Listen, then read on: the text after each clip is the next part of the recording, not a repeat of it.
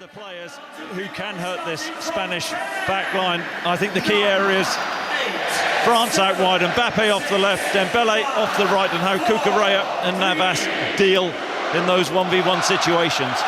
That's the voice of Chris Sutton, and we're underway here in Munich for the first of the two semi-finals at Euro 2024. And a warm welcome to our listeners to the BBC World Service, wherever you are in the world. It's a pleasure to have your company here as Spain, in their red shirts, are attacking from left to right as we look, and Rodri loses the ball. Rabiot, with his long hair flowing behind him. Saliba back towards Mike Maignan. They might have been faltering in attack, but they have certainly been formidable in defence, have France. They're yet to concede in open play. Only that Lewandowski retaken penalty in Dortmund is the time that Mike Maignan has had his goal breached. He's kept 4 clean sheets in his 5 games so far, as Navas, the right back on this near side, plays the ball back to Laporte.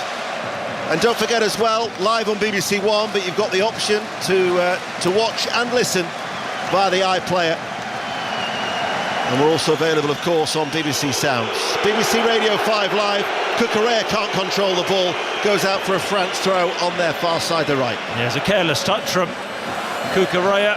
Williams making a movement inside, ball out wide with the outside of his right boot. They've linked up well so far in an attacking sense. Left-hand side for France. I think Williams has probably been player of the tournament so far. Well, here is Laporte, French-born central defender for Spain. Le Normand likewise, but he is suspended along with Carvajal, as Nacho actually just stands still outside the centre circle. Kolo Muani was running towards him. Now they hit it long and down towards this exciting 16-year-old Lamine Yamal. 3 assists already in this tournament. Jesus Navas joins him, level with the penalty area. Lamine Yamal tries to get away from Rabiot, thought about trying to pull him down. It was a hurried ball out towards Williams. Williams, who plays on the left, finds Fabian inside the penalty area. Fabian with the cross. Lamine Yamal slips, it was over the head of Morata. But nevertheless, a promising start by Spain, 2 minutes in, 0-0. Yeah, he's a wonderful mover, isn't he? Yamal, he just glides. Actually, the ball goes out left to Williams. Koundé gets close to him, but it's the forward run of Fabian Ruiz, who gets to the byline, chops back onto his right foot and stands the ball up towards the far post, but goes over everyone. Because of the pyrotechnics that started ahead of the game, there is still like the smoke has remained inside the stadium, so it's got like a hazy look to it at the moment inside this 3-tiered bowl-like arena. Kolo Muani, downward header, little flick by Tchouaméni. Saliba, who's certainly been impressive. Every one of their back 4 has actually played every minute so far for France. Down the line on this near side, Mbappe infield to Teo Hernandez, stumbling. The referee, who is Slavko Vincic from Slovenia, Champions League referee, took charge of that final at Wembley, gives a free kick to France, and they take it quickly, and they feed it to the feet of Mbappe. Up against Navas, Lamine Yamal will go back with him. Rabiot also comes across to this near side. Mbappe drives forward, places it behind Rabiot, and picked up now by Morata, but Rabiot recovers and gets a sliding challenge in. That loose ball will run out towards the far side, and here is Williams. Morata now has made that diagonal run to try and get round the back of Koundé, but France dealt with that very, very well. That's Kanté who dealt with it well. Tracked back after a careless pass from Mbappe. Here is Fabian in the midfield, plays it back. Nacho lays it off. Laporte will come forward, plays a pacey ball towards Williams on that far side, back towards Cucurella. Cucurella, every time he gets the ball, is really being booed quite loudly by the French support. Here is Nacho, back with Rodri. Here is the pantomime villain once again for Cucurella, who actually has had a good tournament, particularly going forward, linking up well with Williams. Olmo, challenge from Tchouaméni, releases it though out towards Williams. Cucurella once again, plays it back. Fabian comes forward, 30 yards out from goal, tries to find Olmo, takes a deflection, reaches Williams. Williams with the cross. Lamine Yamal collects it, controls it, left-footed, delivers the ball. Fabian with a header, couldn't keep it down at the far post inside the 6-yard box.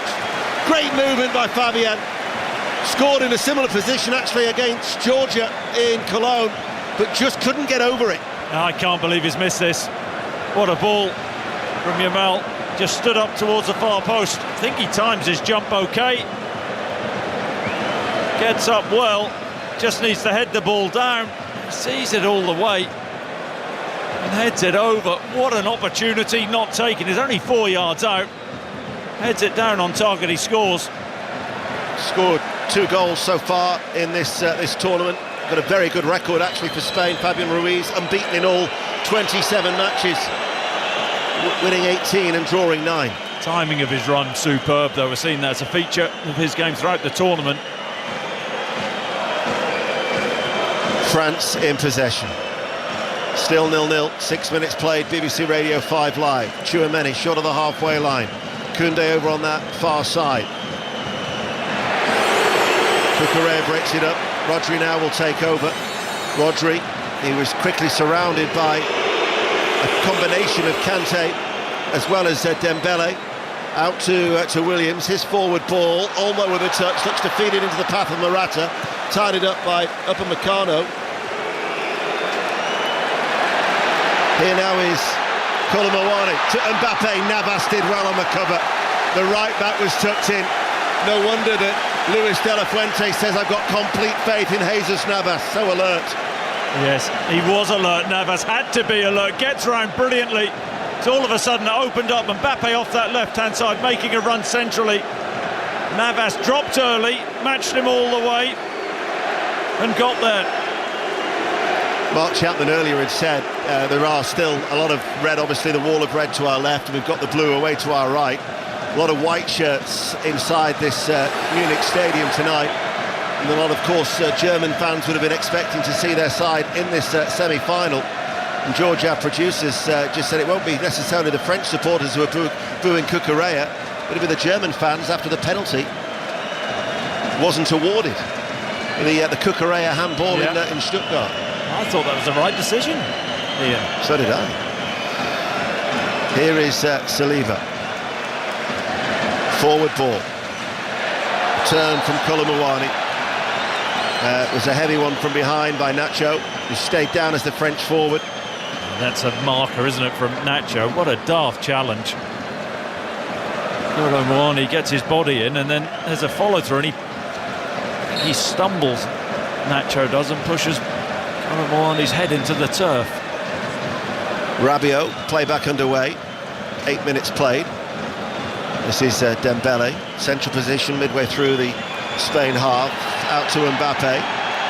No handball, says the referee. Mbappe clips it towards the far post.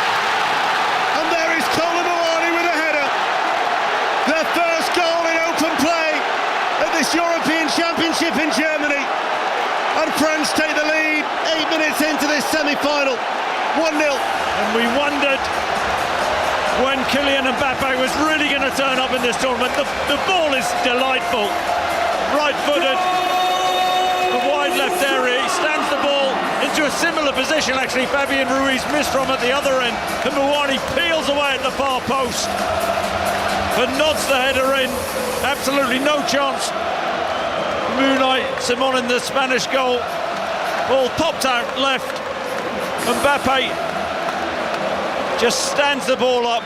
Mawani gets in between Cucurella and Laporte, and he's not going to miss that. Just controls his header into the side netting. And France, ugly France, have the lead. And after 9 hours and 43 minutes, a French player has finally scored in open play. But there must be a VAR check because the game is yet to restart.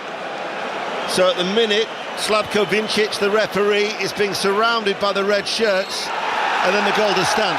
No, I do not get what the Spanish players were complaining about. But maybe a possible handball when the ball went out to Mbappe, but he wasn't the goal scorer anyway.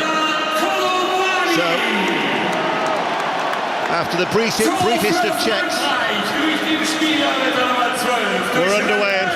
France are leading.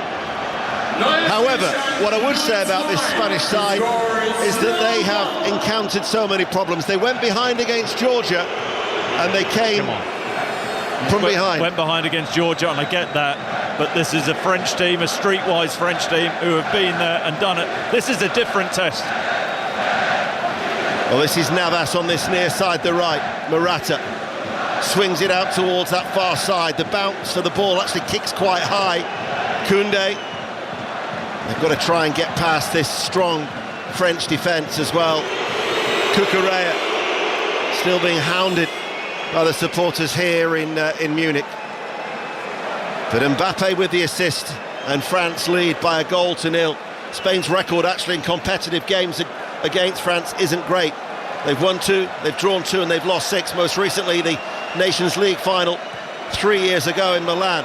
But here is Olmo. Olmo with the back heel.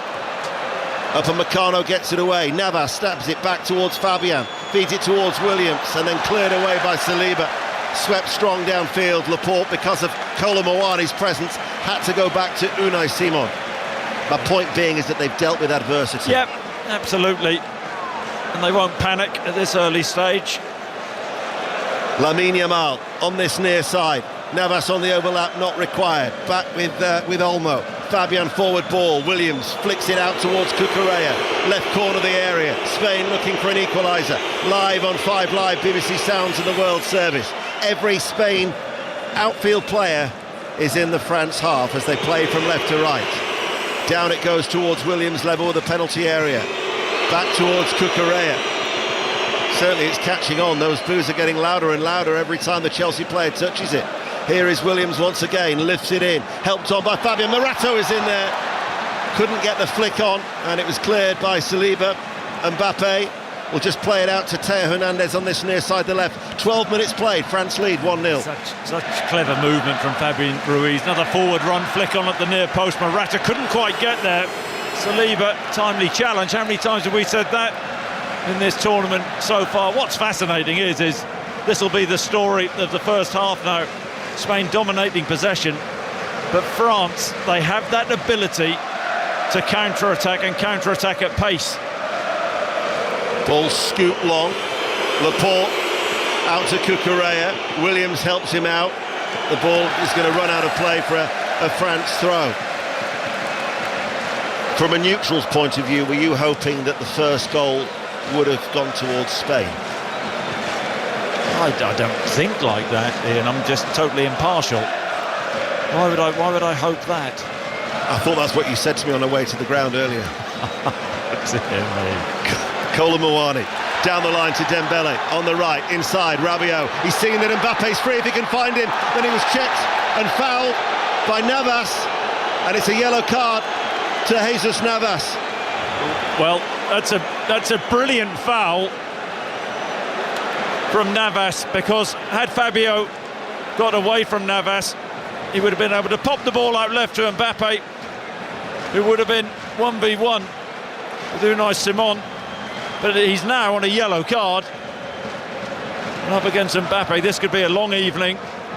I'm sure France will target Navas. We spoke about that before the game. Dani Carvajal, what an important player he is, and now you can argue Navas could have got closer to Mbappe when he crossed the ball, tried to stop the cross, didn't do. France 1-0 up, and yellow card as well for Navas. Rabiot has stayed down and is still getting treatment. Do you think if his first touch wasn't as heavy as it was, he could have actually played in Mbappe before Navas got to him? Yeah, well, he could have actually tried to play first time around the corner. Difficult pass as it was. But that's speaking about the danger that they can break so quickly, France, and they have players who can hurt any team. Well, Rabiot is still getting lengthy treatment here. A reminder that if you missed the thoughts of Gareth Southgate and Harry Kane in the build-up to this first semi-final, you can hear all the latest from the England camp to the Football Daily podcast, looking ahead to tomorrow's semi-final, which will be all the build-up with Mark, Alan Shearer, Matt Upson, Izzy Christensen and John Murray from 7 in the Westfalenstadion tomorrow night in Dortmund. And Rick Edwards actually is going to be at the German Football Museum in Dortmund tomorrow morning. Rachel and Rick, 5 Live breakfast every morning. So if you know anybody who's out in Dortmund, then just send them in that direction. You never know, he might get them on the wireless with Rick. It's opposite the train station. If I was in Dortmund, I'd go in the opposite direction. 15 minutes played. Rabiot is back on his feet, but is... Use some amount of magic spray there, Ian. Yeah, there was a lot. He's hobbling badly, though. He still looks in a great deal of pain. This is a direct free kick to France, who lead by 1-0. It's in a central position. It's under 30 yards out from goal. And Mbappe is looking like he's going to hit this. How many's in the wall? We've got 3 in the wall. 4. It's the angle. It's 3. Cucurella looks like he's in it, but he's not. Mbappe hits it right-footed and strikes the 3-man wall. Chris Sutton. Yeah, it wasn't a good free kick, was it? Really weak. Hit the wall. Ball played back by Saliba. Maignan all in yellow, away towards our right. Hits it downfield. And that was a good distribution as well. Tried to pick out Koundé. It just kicked on away from it. It was interesting reading the technical observers' analysis of the group stages, and there was 3 aspects of what people such as David Moyes, Aitor Karanka, Rafa Benitez had highlighted, and one of them was actually playing over the press, long direct balls, and that was certainly what Mike Maignan was trying to do on that occasion there, as that was headed out by Nacho and volleyed away by Cucurella. Olmo heads it back. Navas on a yellow card. Spain trailing in this semi-final here in Munich. Spins downfield. Rabiot loses out to Rodri. Tchouaméni passes the ball back to Saliba. And then Mike Maignan has got time to control it. And once again, he's done that direct ball out towards Mbappe. And Mbappe on this occasion couldn't keep the ball in play, and it's gone out for a throw. They couldn't keep it in. Should have kept it in, but they have that physicality, don't they, all the way across the front line. Mbappe's bigger than Navas. You've got Dembele, who's bigger than Cucurella. N'Golo Muani, probably a similar size to Nacho and Laporte if they want to go direct France. That's twice they've tried it though now, isn't it, to try and beat the press, for the keeper going long. As Laporte comes forward, 6 yards inside the France half, out to Cucurella, back towards the former Manchester City player. 18 minutes played. Now Rodri. N'Golo Kante's not going too far away from Rodri. Gundogan certainly kept him under, tried to keep him under a tight leash in the quarter-final in Stuttgart. Cucurella gets forward, his header first time towards Williams, tries to roll away from Koundé. Kante is back there, and now with Koundé, Morata tries to put him under pressure, releases the ball to Dembele.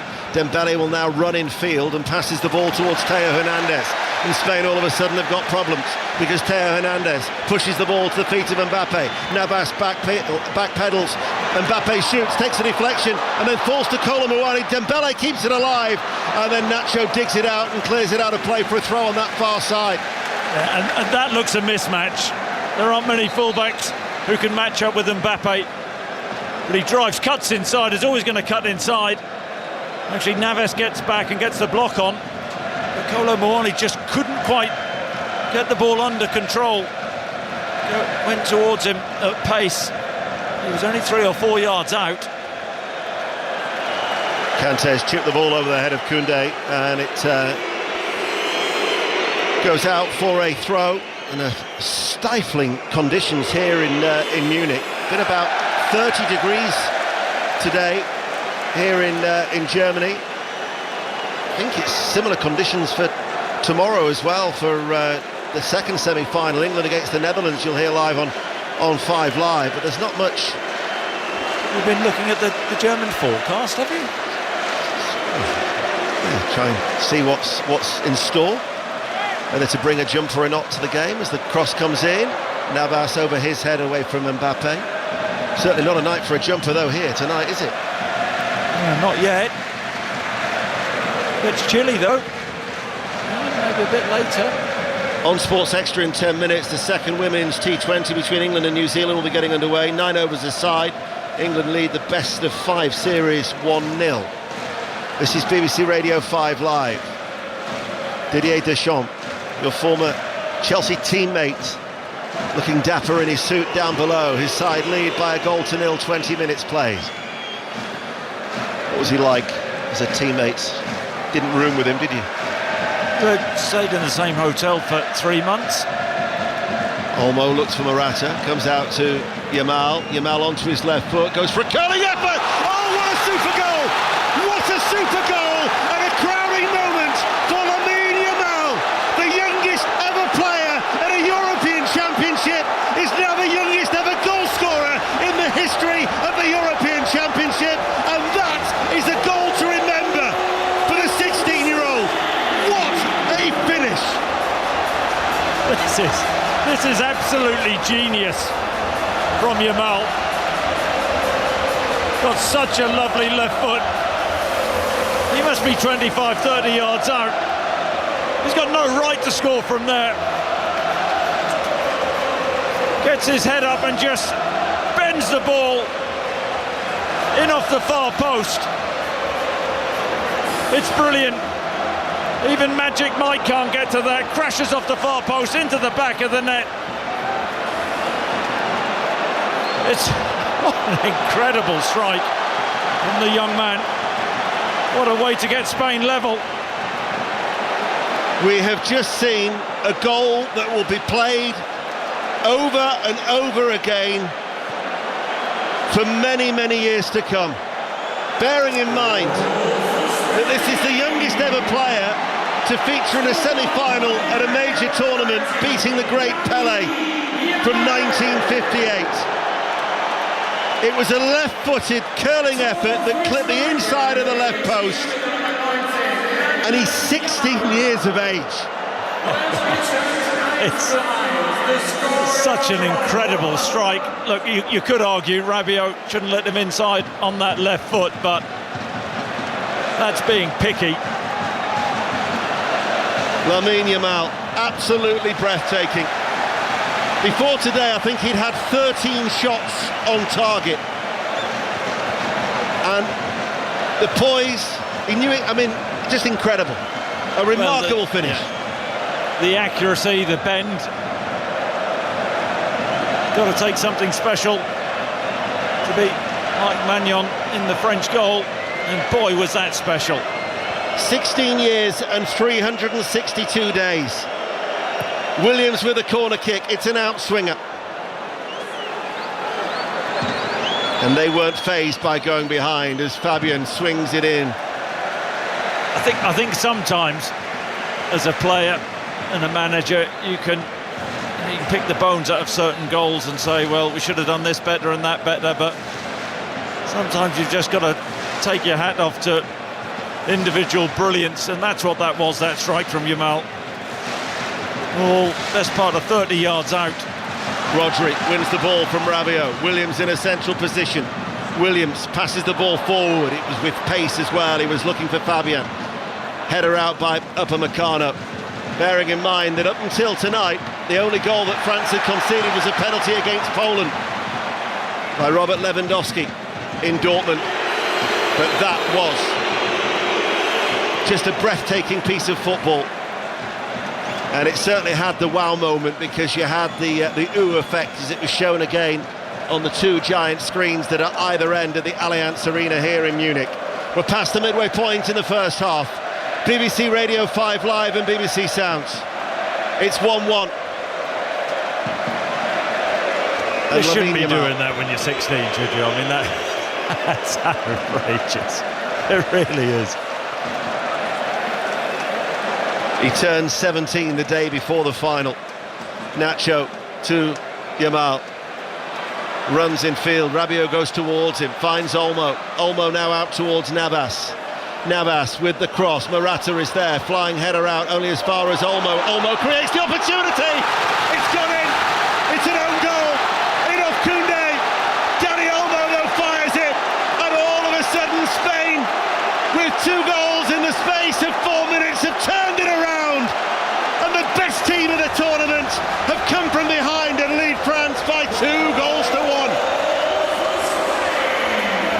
Just France hesitant with their defending. Olmo latches onto the hesitancy. Quick touch inside the box and drills the ball towards the far corner.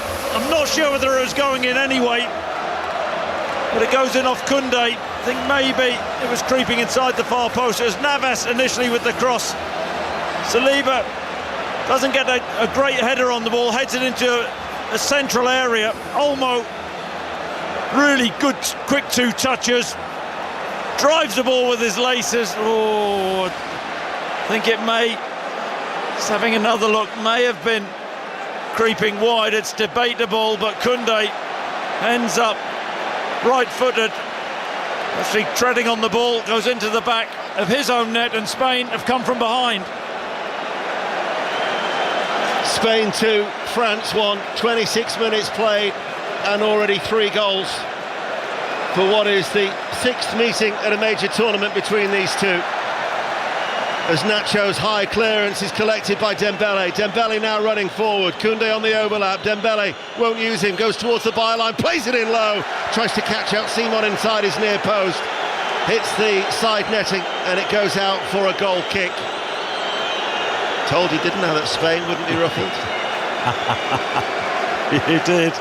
Some response, wasn't it? I mean, the Yamal goal, absolutely stunning. I think Didier Deschamps realises there's not a lot you can do about that. But the second goal, I think he'll be really disappointed. Saliba, not a great header, heads it back into a danger area, but Olmo onto it quickly. And in a flash, Spain are in front. This is Tchouaméni dropping in between the two central defenders. The fullbacks are pushed quite high. Hernandez on this near side, Koundé far side the right. Dembele now takes over, goes on the outside of Williams, plays a low ball in towards the penalty area. There was Navas to clear first time. Mbappe was just lurking outside the penalty area. It'll be a France throw inside their own half as they now trail. Yeah, well, had he made a movement, he should have made a movement, because it was terrific wing play from Dembele out on that right-hand side, jinking in between Williams and Cucurella, hitting a low crossing, but Mbappe on his heels.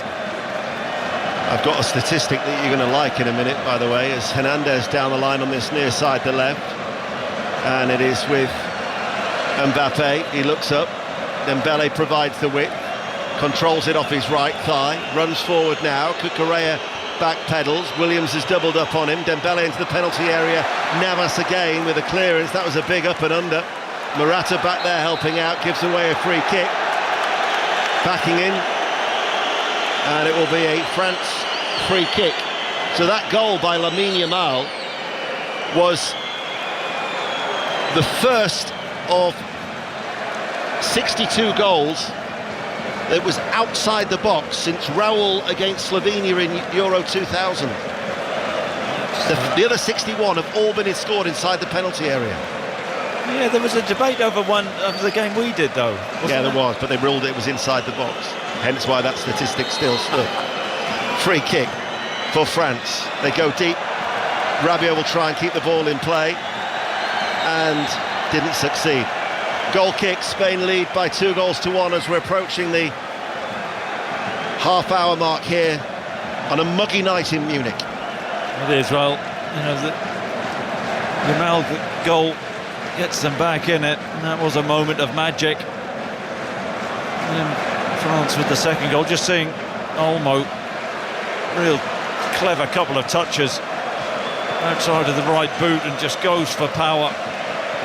Koundé trying to get back to block the ball, ends up popping it into the back of his own net. Viva la España is being sung by the Spanish support. The majority of that bottom tier away towards our left is all in red.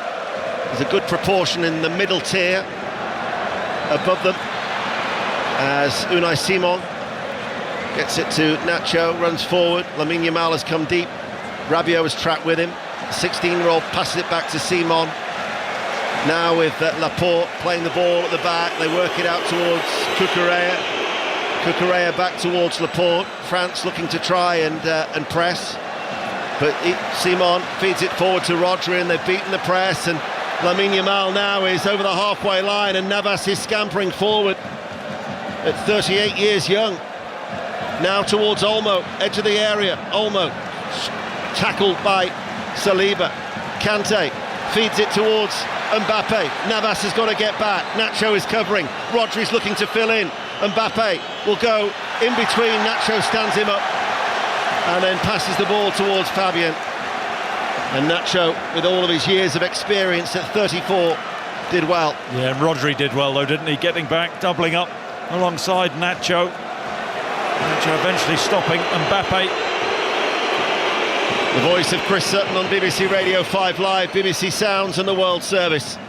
The World Service will also be carrying tomorrow's game live, as well as Sunday's final, where the build-up on BBC Radio 5 Live will start at 6 o'clock. A full 2 hours of build-up to the Euro final at the weekend. Williams wriggles away. Williams accelerates. Williams into the penalty area. Williams still going. Back heels the ball to Morata. Morata just couldn't get it out from underneath his feet. And Maignan is there inside that 6-yard box. It's so dynamic, isn't he, Williams? Off that left-hand side, inside on his right foot. Goes past a couple of the French defenders, looking to get a shot off. Can't do. So a clever little back heel to Morata. The ball gets stuck under his feet. And eventually, France manage to smuggle the ball to safety. It would appear that not everybody knew that it was a 2-hour build-up to the Euro final on Sunday. There's 13 minutes to go to half-time. Spain lead by 2-1. Who are you talking about there? That's a dig at someone, isn't it? No. Tchouaméni to Rabiot. Kante. Koundé over on that far side, the right. Dembele waits. France did take the lead after 9 minutes, but 2 goals in a 4-minute period, and Spain are ahead. Here is Mbappe. Back with Saliba. Tchouaméni left of the centre circle. Sprays a diagonal ball that Cucurella was an inviting one for him to head it out. And then there's a use of a hand, and Spain will get a free kick over on that far side. Yes, there's a handball from Koundé trying to win the knockdown from Cucurella. Out on the Spanish left, the French right. Just wondered when Pedri went off injured in the tournament about Olmo fitting in, but I suppose the biggest compliment you could pay him is that, Pedri was outstanding, but Olmo has been the perfect fit, really, hasn't he? Perfect replacement. There's a lot of speculation actually going into that quarter-final against Germany in Stuttgart that even before he was injured, I think it was after about 7 minutes, that Olmo warranted a place in the starting lineup.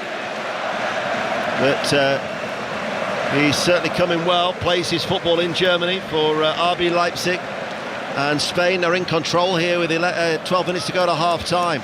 And Didier Deschamps has got some thinking to do as he comes out of his technical area and watches on. And just to his left is the bald-headed figure of Luis de la Fuente, who has done such an excellent job in charge of Spain. As the Spanish national anthem is being sung by the Spanish supporters away to our left. And Maignan plays it to Upamecano. Upamecano strides forward for France, all in white. Koundé over the halfway line. Dembele ahead of him. Back it goes to Upamecano. Morata just jogging back. Upamecano along the ground. Finds Dembele, looks up, delivers a deep cross into the penalty area, strikes Teo Hernandez. It'll run out of play for a Spain throw, just up from the corner flag. 2-1 Spain. You know what, the cross was overhit from Dembele, but Hernandez, who's on the far side of the box on the left-hand side, should really be able to deal with that. Comes off his hip. Just hesitant. Didn't make his mind up how he wanted to control that, and a throw into Spain. Rabiot with his flowing locks. Jesus Navas. Olmo, very congested. There's a late challenge on Lamine Yamal, and the referee from Slovenia is just coming across to settle things down as Alvaro Morata has a word, and Teo Hernandez might just be getting a word in his ear for that late challenge on the teenager. Yeah, I mean, he's slightly late. Much ado about nothing, really. He's just trying to let him know he's there. Should have maybe thought about doing that earlier, Ian. But Spain now have the control. Been a lot of talk about the different faces of Spain. They can win in a number of ways. They can smother you, or they can counter-attack.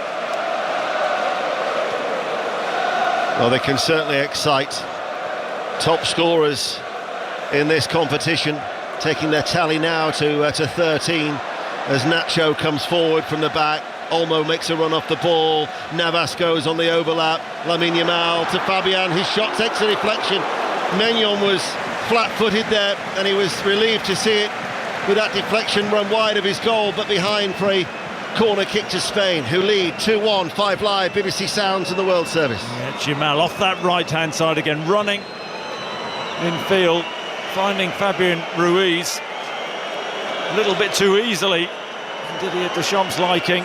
And Ruiz takes a ball in left-footed and fires a shot. I think it was Koundé who actually got out and made the block. A breathless night in Munich. Corner kick to Spain. The referee has spotted a little bit of pushing inside the 6-yard area, so he just delays the corner kick to be taken on that far side, the left, where you've got Williams and Yamal who are looking to try and combine. Williams goes in towards the near post, headed out by Kolo Muani. Mbappe tried to roll away from Cucurella, lost his balance. Fabian picks it up. Former teammate of Kylian Mbappe, as Lamine Yamal chips the ball in towards the penalty area. It won't go out of play just yet. Teo Hernandez, though, will make sure that it does, and it will be a goal kick. And we've got 8 minutes to go to half-time. 2-1 to Spain. Crystal. Yeah, but Spain looking pretty comfortable at this moment.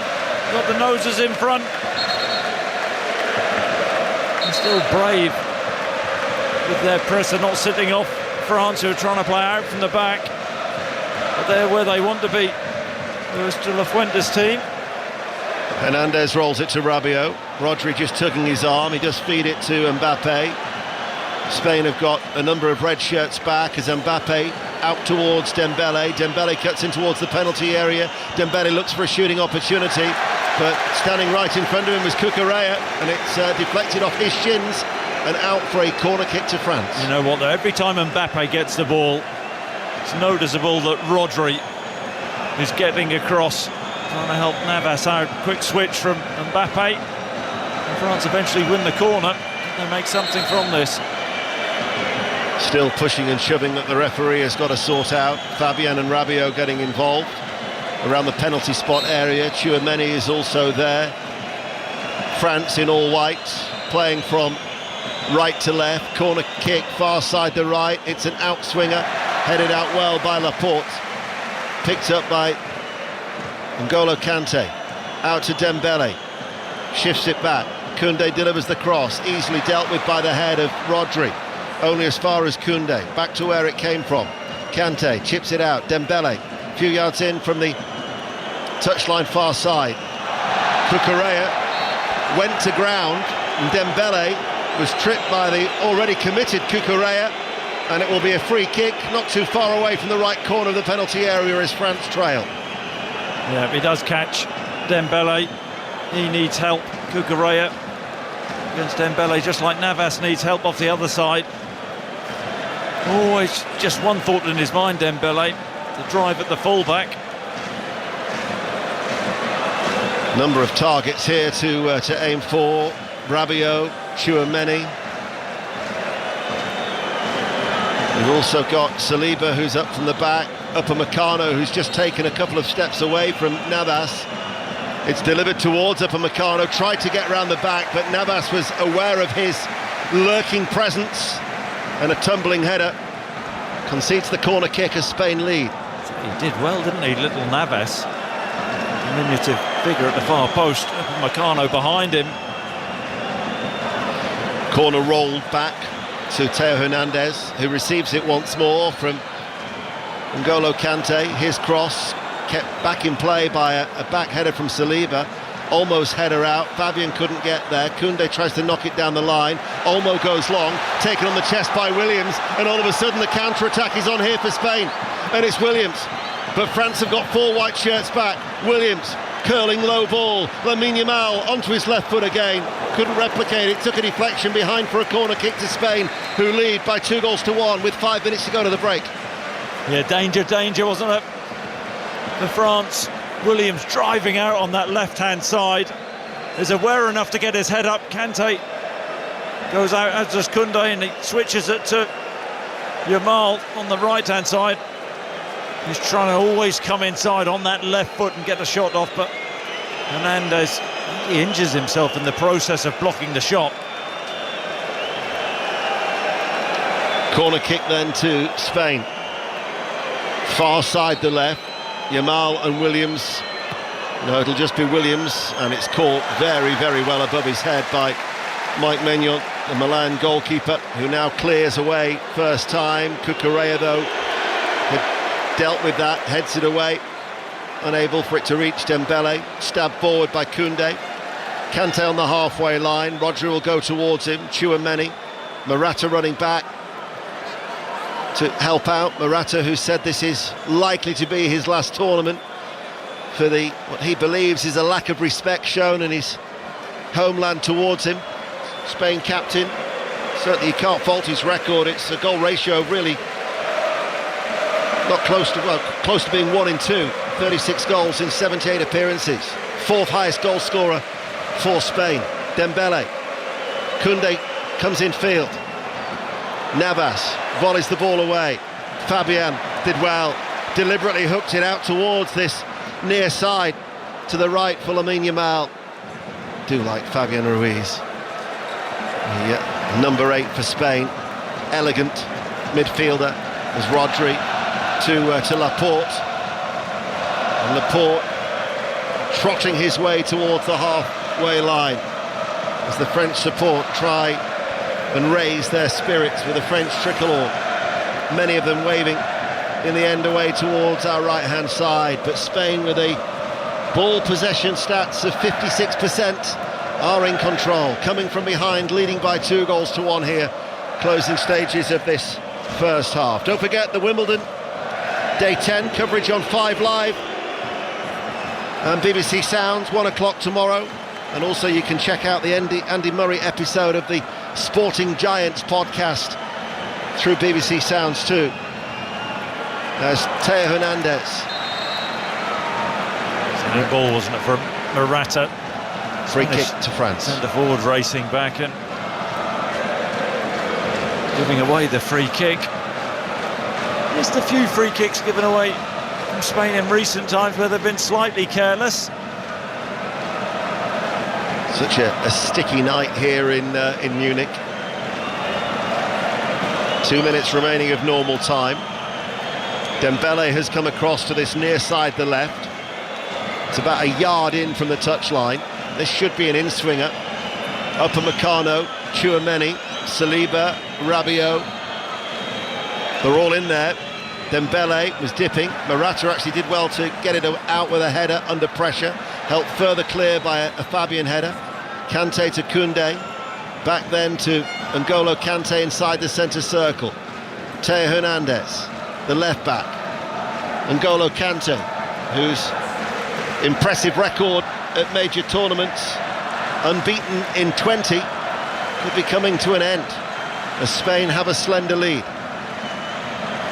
Dembele right hand side, playing it back, nice steady tempo this from the French. Rabiot comes forward, chips the ball into the area, headed away by Laporte. Fabian's going to let it settle, holds off, and Kante plays it to his side, and it will be a touch out of play for a Spain throw, far side the left. Yeah, I actually don't know why Rabiot didn't get a shot off there. It was within shooting range, 25 yards out, tried to clip a ball in, and Fabian Ruiz, as cool as you like, middle of the Spanish midfield, knitting everything together. And Cucurella, no rush with the throw-in. Just over 60 seconds then of normal time. Cucurella running forward, no foul, says the referee. Williams lays it back. Olmo looking to try and switch play to Lamine Yamal, didn't have the distance. It allowed Theo Hernandez just to head it back, and now Saliba coming forward.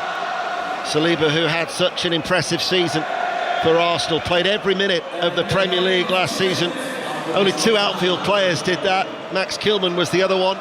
As we now enter stoppage time, 2 minutes of stoppage time here in Munich on 5 Live, BBC Sounds and the World Service, where Spain are leading France by 2-1 and are looking for a 6th successive victory. They've been such an impressive side to watch. They have been. And to come from behind as they have done in this first half, as you predicted, Ian, didn't you? Here is Lamine Yamal from a curling forward ball from his goalkeeper, Unai Simon. Challenge from behind by Saliba, catching Olmo on the base of his back. That'll be a free kick to Spain, just inside their own half. Morata will wander across to give his thoughts to Slavko Vincic, the Slovenian referee. It's a really daft challenge from Saliba. Olmo facing back towards his own goal, under pressure, needed to take a good first touch, but Saliba just clatters into the back of him. In no real hurry to take it, it's got to be said. Nacho will roll it to Fabian, plays it back, and then Laporte should go back to Unai Simon, his goalkeeper, all in black, away towards our left. On my watch, there are about 30 seconds remaining. Here is Nacho. Foul by Kolo Muani. Midway through his own half and rolling around is Nacho, caught on the left foot. Kolo Muani. The referee's not going to book him though. Nacho's trying to drive out beyond Kolo Muani. And he does catch him slightly, but I don't think it really warranted 4 rolls. There's a half-time whistle.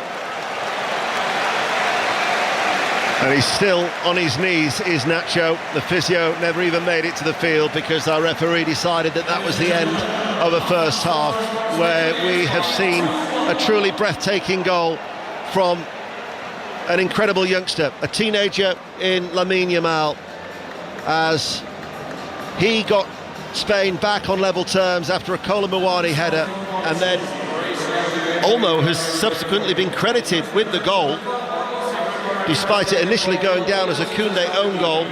But Olmo has been credited with that, and if that's the case, then that's his 3rd goal of this tournament. But Spain have come from behind, and here at half-time in Munich, it's Spain 2, France 1. It's a fascinating game, isn't it, Chris? And it's entertaining. It is, and I think France have played their part. They look dangerous in the wide areas. Mbappe looks dangerous when he gets the ball, and Dembele looks even more dangerous off the right-hand side. But Spain have got control. They did brilliantly to come from behind, and we're going to be talking about the Yamal goal for years to come. I mean, that was such a special moment, just when it looked like France were in front and had control themselves, to produce a moment of brilliance like he did do. I mean, blimey, 16 years old and he can do that. And then Olmo, really alert to scored the 2nd goal. Didn't know whether it was an own goal or not. Well, Spain aren't going to care about that, but he's had a good tournament as well, and Spain are where they want to be. But this game certainly isn't over. France have shown enough. I mean, it's the Spanish midfield, isn't it, Chris, who have got a real control over this. And when Didier Deschamps comes out, he's signalling to Tchouaméni in particular that Kante and Tchouaméni and Rabiot are having rings run round them by that midfield. They are, but I mean they have such a defined style of play, Spain, when they're on the ball. The midfield of Rodri and Fabian Ruiz dovetail really well. Olmo's always looking to find little areas of space. He's on the drift, and then he'll get Williams, who sometimes comes on the inside to create space for Cucurella, the fullback, on the outside, and the same off the other side with Yamal picking pockets of space, and then Navas getting on. So they have a defined pattern of play, and they do it very, very well. And in this tournament, they have been the outstanding football team. Performance-wise, it's been there, and there have been periods in the first half where they have been absolutely top draw and a joy to watch. I mean, you had great angles for both the goals, didn't you, Ian? Yes. Yeah, and Olmo will be credited with his, because we were right behind it. It was going in. That's right. Can't you just wait until you stuff your face? Dear me. I've done my job. I've just been talking for 45 minutes. That's a yellow card for you. But Chris, it was, wasn't it? I mean, we were right behind the Dani Olmo one. It was going in on the far post. It was going nestled just inside. Yeah, and I've seen it back on the monitor just now. The header from Saliba isn't a great header in terms of he heads it back into quite a central area. He should head it back to where the ball came from, as across from the right-hand side. He doesn't do. But Olmo still has so much to do. Takes a really clever couple of quick touches to allow him to get a shot off with his right foot, and Koundé getting back to try and block the shot. It goes in off him, but it did look like it was creeping inside the far post. Olmo's had a terrific first half and a terrific tournament. I think Guillaume Balaguer really talked him up before the game. But he's very slippery, the positions which he takes up, and worthy of the goal as well.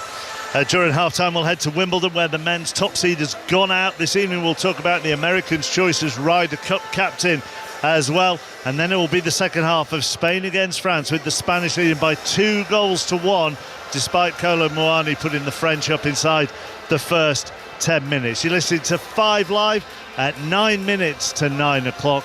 Here's the latest BBC News with Nick Hatfield. The voice of the UK.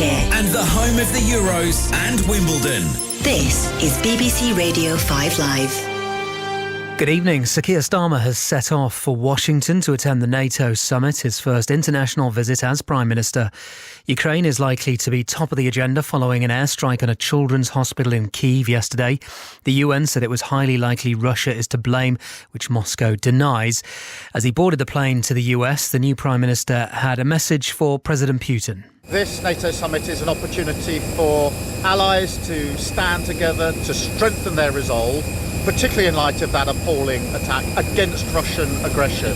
The most important thing is to recommit to our solidarity with and standing with Ukraine. We will stand against Russian aggression wherever it is in the world. Well, earlier, Sir Keir made his first speech in Parliament since becoming PM and urged MPs to deliver national renewal. Talks have taken place between the Union for Junior Doctors in England and the new Health Secretary, Wes Streeting.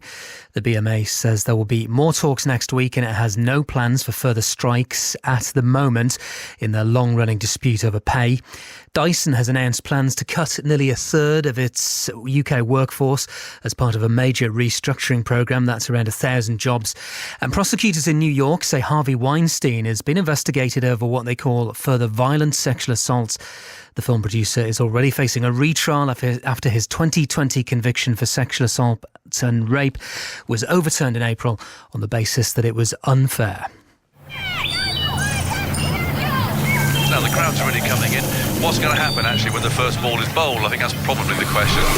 England are back in action with a home series against the West Indies. Down the track, perfectly timed, superb shot. Hit every ball, every boundary and every wicket with 5 Sports Extra. Shot, cut away and brilliantly caught. And keep up to date with the TMS podcast on BBC Sounds. It's just about trying to still the mind, which I used to do by having a little snooze. England versus the West Indies. The first test starts Wednesday at 11. Listen on BBC Sounds. This is 5 Live Sports With Mark Chapman. Euro 2024 Deutschland.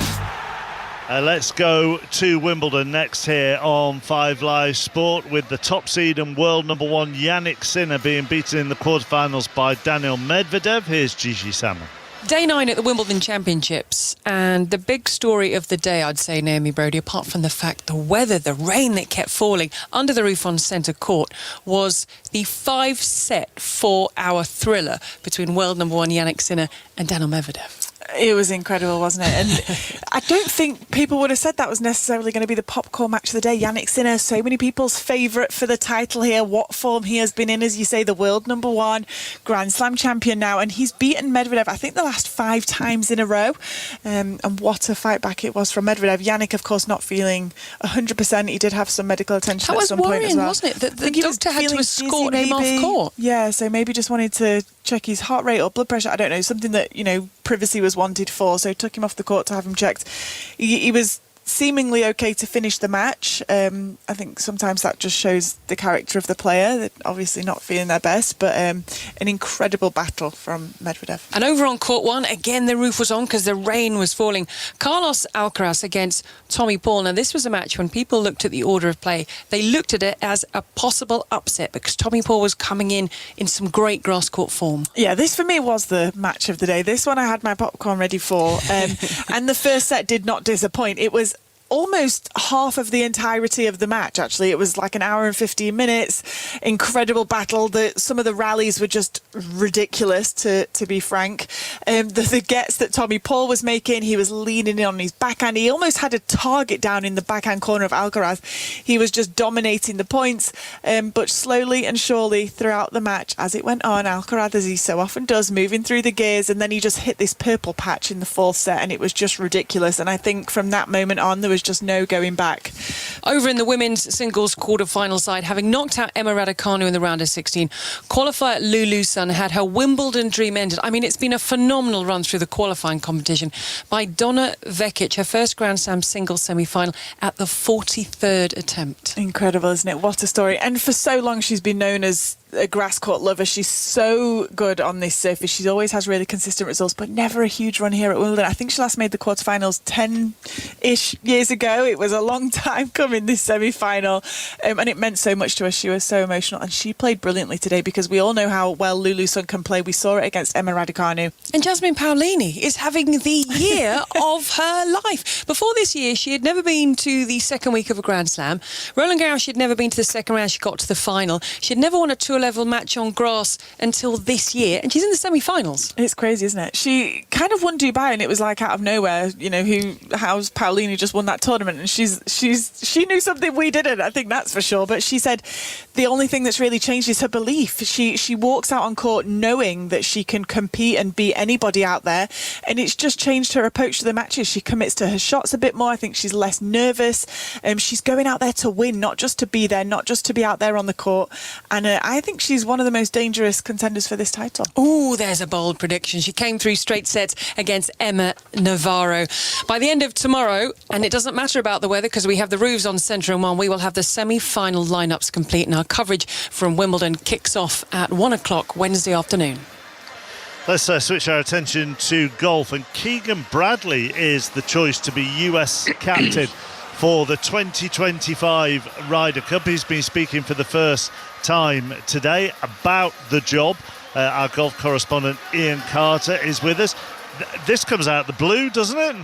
Yeah, I like the intonation in your voice there, Mark, because I think that sums it up. I don't think anyone saw Keegan Bradley as the selection to succeed Zach Johnson as captain until news broke last night, about 24 hours ago. But this is a man who hasn't unpacked his bag from the 2012 Ryder Cup that he played in at Medina, and he says he won't do it until he wins a Ryder Cup. So there's no doubting his passion for the American cause. He takes over the role because Tiger Woods turned down the job, and he said in the press conference that he'd be open to Tiger Woods being a vice captain if he fancied it.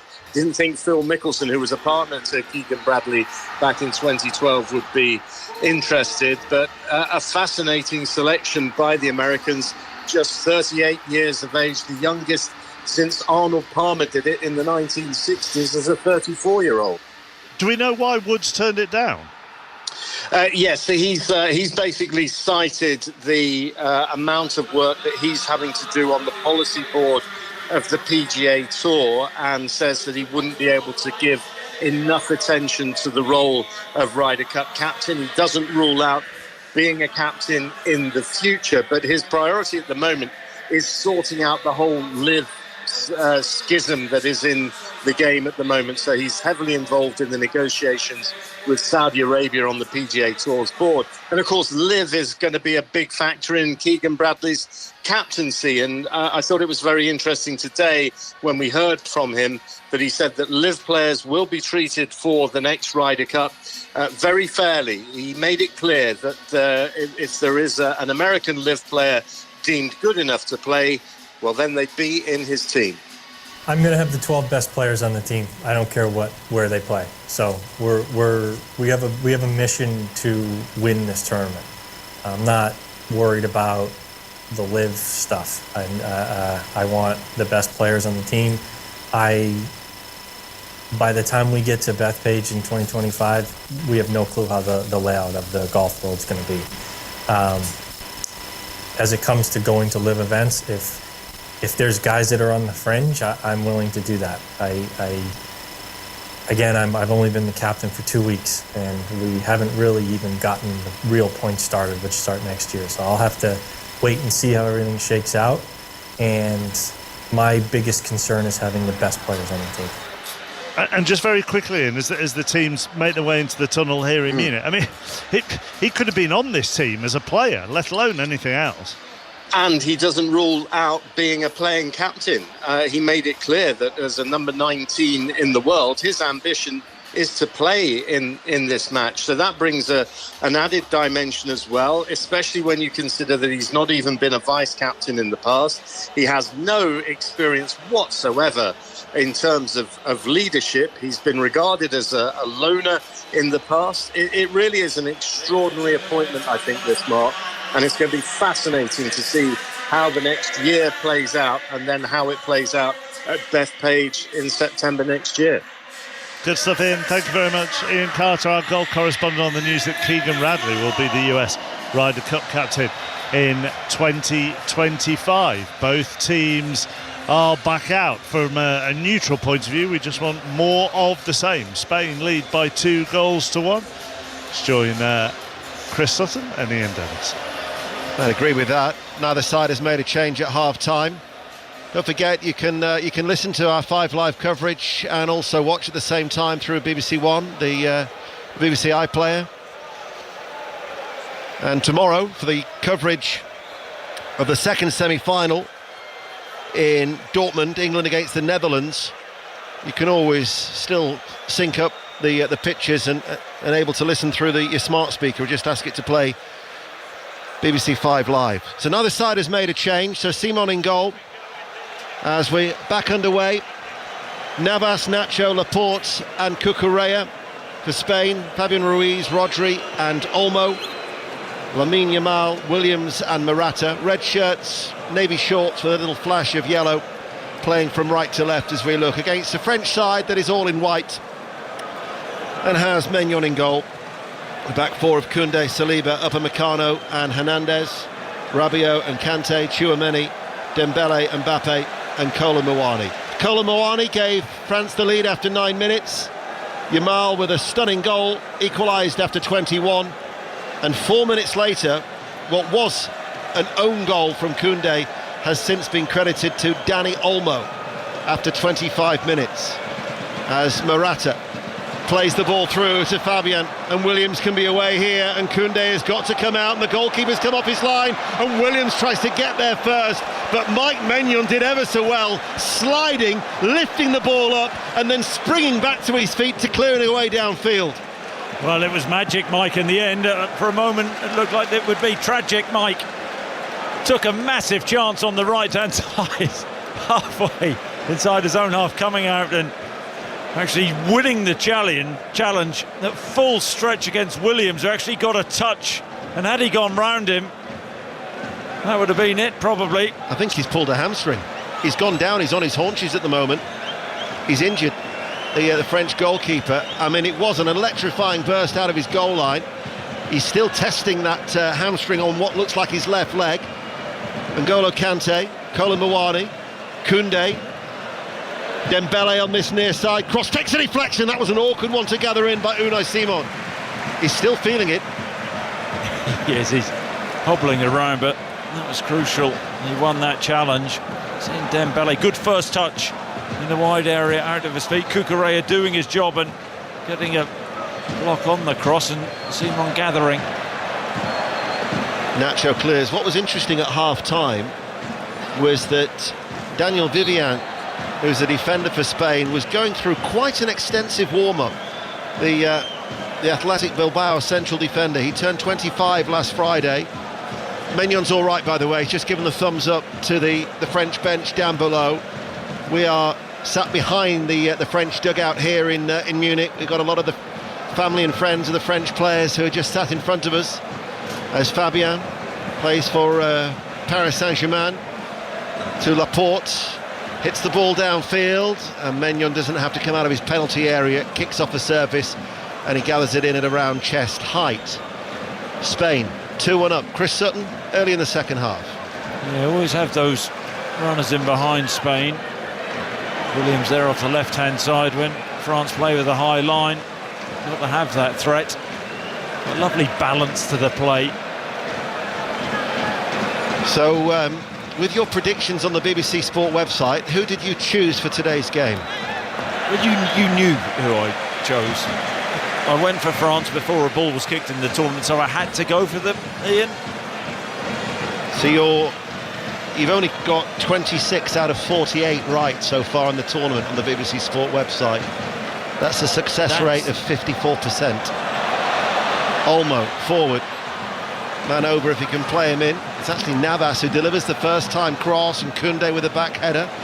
Collected by Williams. Fabian is ahead of him. Cucurella has joined the attack. Here is Cucurella, still getting booed and jeered by the German supporters inside the Allianz Arena here in Munich. So 54%. Yeah, that's quite good, actually. I've just been thinking. I mean, I knew I was doing well, but 1 in 3, isn't it?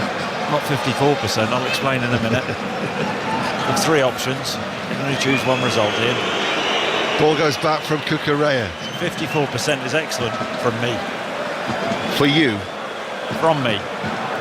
Here is Fabien. Olmo takes it into feet. Sweeps it first time. Cucurella near side the left. Morata makes the run towards the near post. Saliba with a clearance. Danny Olmo again, though.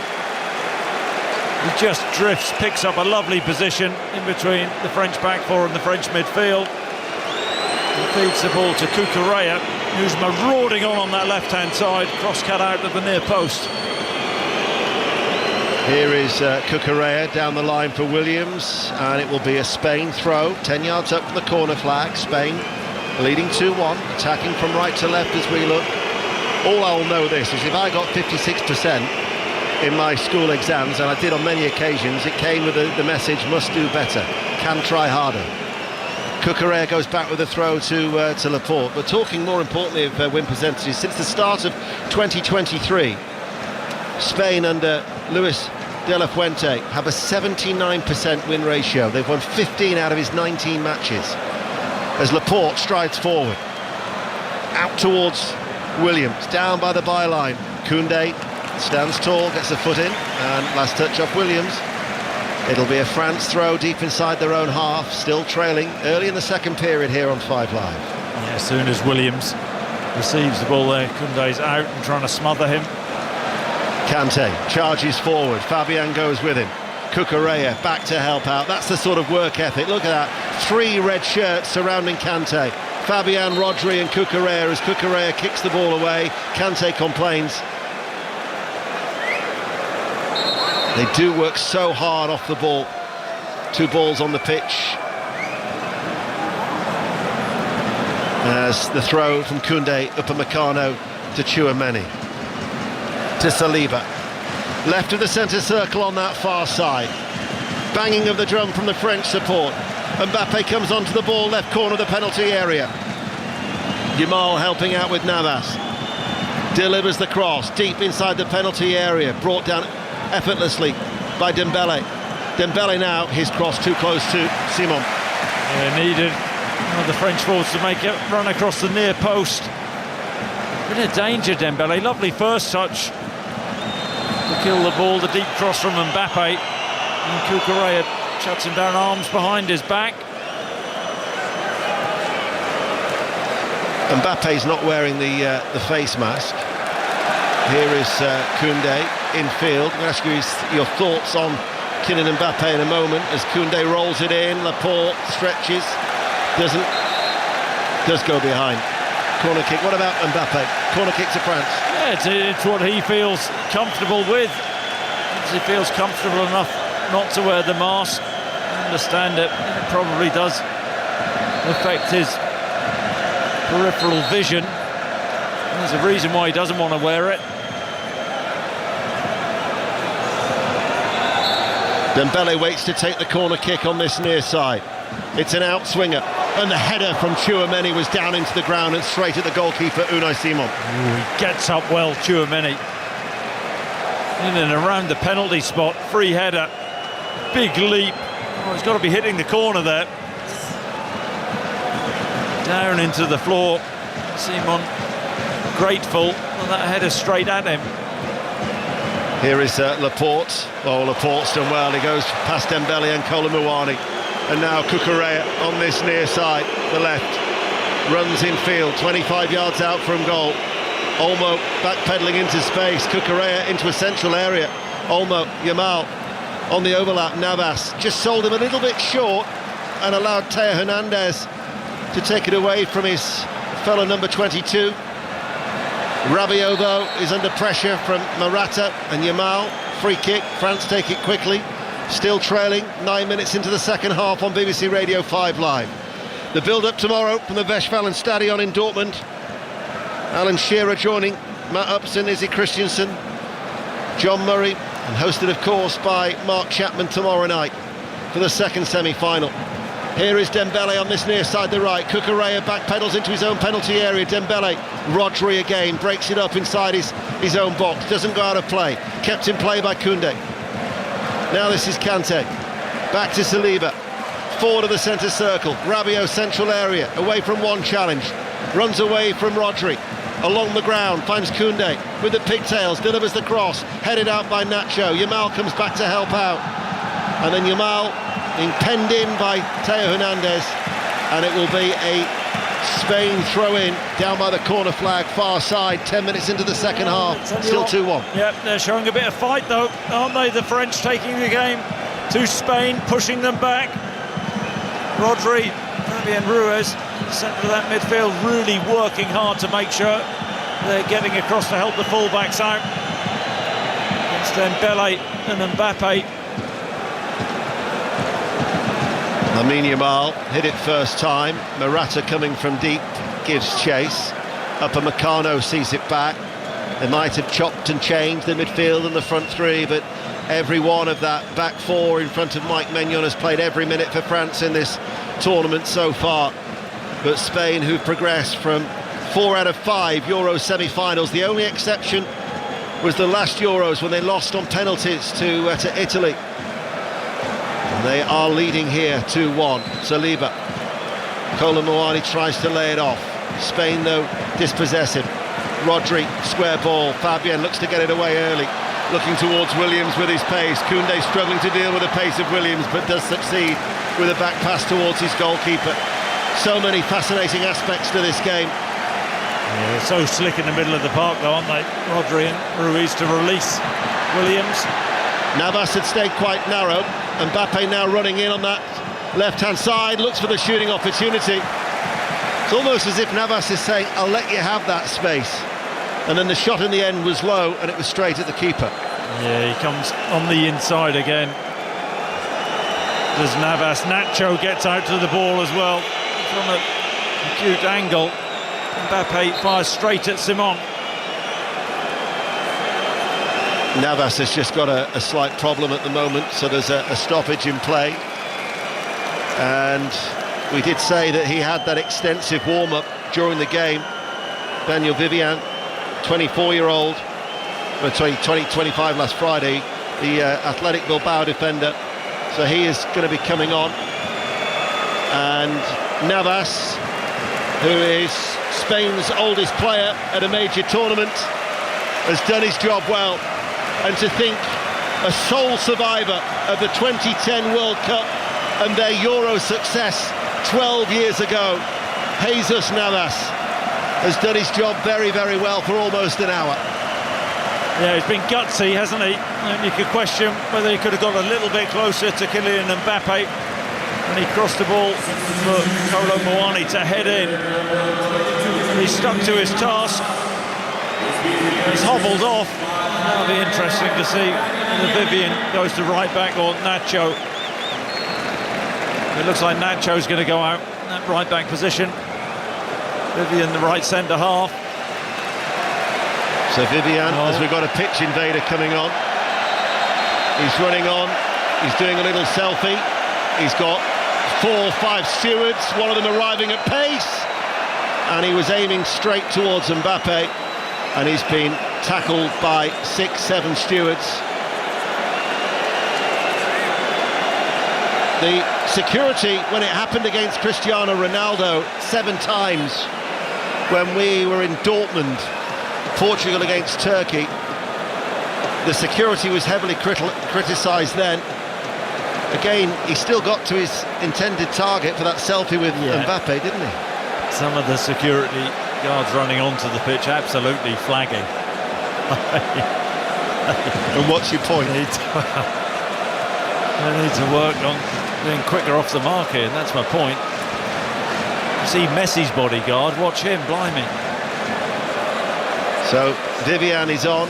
He's now partnering Laporte, El Teniente, Lieutenant, and Nacho goes at right back. And Mbappe, after facing a 38-year-old in Jesus Navas, is now up against a 34-year-old in Nacho. They're not controlling it though, I think, as they would have liked, Spain, this second half. It's a testament to France being a little bit bolder. Oh, Williams almost doing Koundé, but Koundé actually recovering very, very well. Cucurella now with Laporte. Activity down below. Camavinga is going to be coming on for France. Cucurella has given the ball away. Rebounds forward, picked up there by Kante. Dembele ahead of him. Rodri's taking him with him. Dembele with a cross, almost in at the near post. An outstretched arm from Simon cleared by the Spanish defence up towards Morata. This game, though, is still very much on a knife edge. Tchouaméni diving in and catching Morata.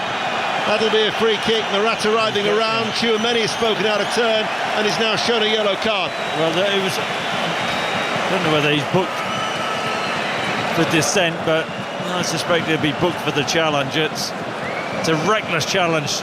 Tchouaméni off his feet, lunging, and catches Morata. What a save, France. Good break down the right-hand side. Weight of pass from N'Golo Kante to Dembele was perfect. Dembele putting the burners on. Fires across on that near post, and Simon had gambled a little bit, the Spanish goalkeeper. Eventually saves it with his left hand.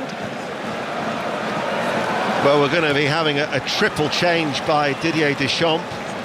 Griezmann, who's played his entire career in Spain, Camavinga, and Bradley Barcola, who's a young forward for Paris Saint-Germain. Only his 5th appearance. There's something that the 4th official isn't happy with, whether it's a bit of jewellery that was in his braided hair that Barcola has just had to change back in the dugout. But Griezmann coming on and Camavinga. Triple change then for France. Mbappe plays it to Theo Hernandez, delivers a low ball in. That could have gone anywhere off a deflection. Gone behind for a corner kick. They're huffing and puffing. France have been the dominant team in this second half. A good situation on the left-hand side. Not a good cross from Hernandez. So here come the changes. Camavinga is going to replace Rabiot, who came back into the side after being suspended for the quarter-final against Portugal. Camavinga, the Real Madrid midfielder. N'Golo Kante is coming off to be replaced by Griezmann. And then that final change is Kolo Muani, who got the goal. Bradley Barcola to replace him with 28 minutes remaining. Spain still lead by 2-1, but France have a corner kick. Spain have got everybody back. Red shirts in and around their own penalty area. It's an awkward one, curling and downward header by Upamecano. And it reared up off the surface and bounced well wide of that right-hand post. Goal kick, 2-1 Spain. It's a big chance. Upamecano gets away from Nacho at the far post, sees it all the way, mistimes his header, powers it down into the floor, wide of the left-hand post. It's a chance, Ian, big chance. The familiar voice of Chris Sutton on BBC Radio 5 Live and BBC Sounds. 63 minutes played in this first semi-final. Upamecano blocked. Clearance by Williams. Swept high downfield by Mike Maignan. Out of play it goes for a Spain throw that Cucurella is going to take it. Luis de la Fuente, who's done a marvellous job since taking charge. Had success at youth level. In the 19s, in the 21s. Got to a final as well in the Olympics. Consider the Nations League success that they had last year. Every time he's taken charge of Spain at whatever level, he's reached all 4 finals. He's looking for his 5th. As Fabian Ruiz away from Griezmann. Still, Griezmann though recovers, gets a foot in. Cucurella to Olmo, forward of the centre circle. Olmo runs forward, Morata able to turn. Out it goes to this near side for Williams. A little flick back towards Cucurella. Rodri's always available. Back then to Laporte. And now with Vivian, forward ball. Fabian passes the ball back to Laporte. And it looks like Mbappe is actually playing as a central striker with Barcola. Gone out to that left-hand side. A little bit surprised with taking Kante off. So sure, Griezmann is really industrious in that central midfield position. The Spanish crowd are giving it the old Olays there, and then Nacho with a heavy touch. They go through the middle towards Mbappe, brings it down under the control very well, lays it out towards Theo Hernandez, steaming forward from left back, but in the end he was probably travelling too fast, and he then couldn't deliver the cross from the left, and it runs out of play for a goal kick. Mbappe did brilliantly initially, an elastic leg, pulls the ball down, a couple of clever touches, and then that's a poor touch from Hernandez. It really is. Heavy touch. Had a bit of joy down that left-hand side, though, in this second half. We mentioned the second Women's T20 International on Sports Extra a little earlier. Well, England posted 89 for 6 after their 9-over innings. New Zealand will be batting shortly. Commentary on Sports Extra for that. As for this, it's been an enticing semi-final. And I bet you're glad that you didn't shut your curtains for this one. No, I think France have this has probably been France's best performance, albeit they find themselves behind. 66 minutes played.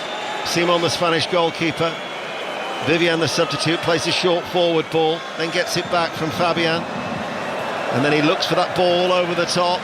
Lamine Yamal hits it with his left boot. Upamecano then comes across, heads it away from the teenager, plays it early. Olmo trying to win it back for Spain. France find Camavinga, his diagonal ball in field to Griezmann.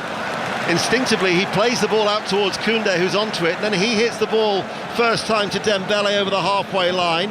Comes on the inside of Morata, continues to make a diagonal run. Rodri then, was that a tactical foul? Certainly Dembele was looking for it. The Slovenian referee says not. The French support boo, and it will be a goal kick. And there's a shrug of the shoulders of Didier Deschamps. Oh, well, I'm with Didier Deschamps. I thought that was a free kick. Dembele, let's have another look. Drives on the inside. Cucurella brings him down. Pokes the ball into Mbappe. He's clearly fouled. That's a poor decision. Did you ever hear him say Zut alors quite a lot, Didier, when you were with him? No, he just used to frown and tut when I was with him. I know exactly how he feels. Midway through the second half, Spain lead France by 2-1. You're listening to 5 Live and BBC Sounds. Vivian at the back. Mbappe dancing around Vivian. In the end, he passes the ball back towards his goalkeeper. There's Chris Sutton quite rightly says Mbappe's gone central. It's like they're playing 4-2-3-1 now, with Tchouaméni and Camavinga as the two holding midfielders. Griezmann gone central, Barcola to the left, and Dembele on the right behind Kylian Mbappe. But Nacho, does that play into the Spanish hands, the fact that Nacho's gone out wide, maybe not as quick as Jesus Navas, but you would like to have seen Mbappe maybe test Nacho a little bit? I think it's an issue, isn't it? An issue up against Barcola, but it's a case of needs must, really. Navas going off, no Dani Carvajal. And Barcola played against Poland in Dortmund. I like the way a couple of times they interchanged Barcola and Mbappe. Before that headed goal, they'd had 86 non-penalty shots without a goal at these Euros. Dembele slips into the challenge and catches Morata awkwardly. It was accidental, but Morata felt it. Referee has given a free kick to Spain, 25 yards out from their own goal. Yeah, I mean, it's not ideal for Morata, the Spanish centre-forward. He's working so hard, dropping deep. I mean, his foul's 25 yards out, as you rightly say, but just sent in this second half. Spain are trying to draw the French team onto them. It's not been comfortable. It's not been a comfortable second half for them. Not really found a rhythm. Not found their control. They came through a heavyweight group that contained Croatia and Italy. They came from behind to beat Georgia. They eliminated the hosts after extra time.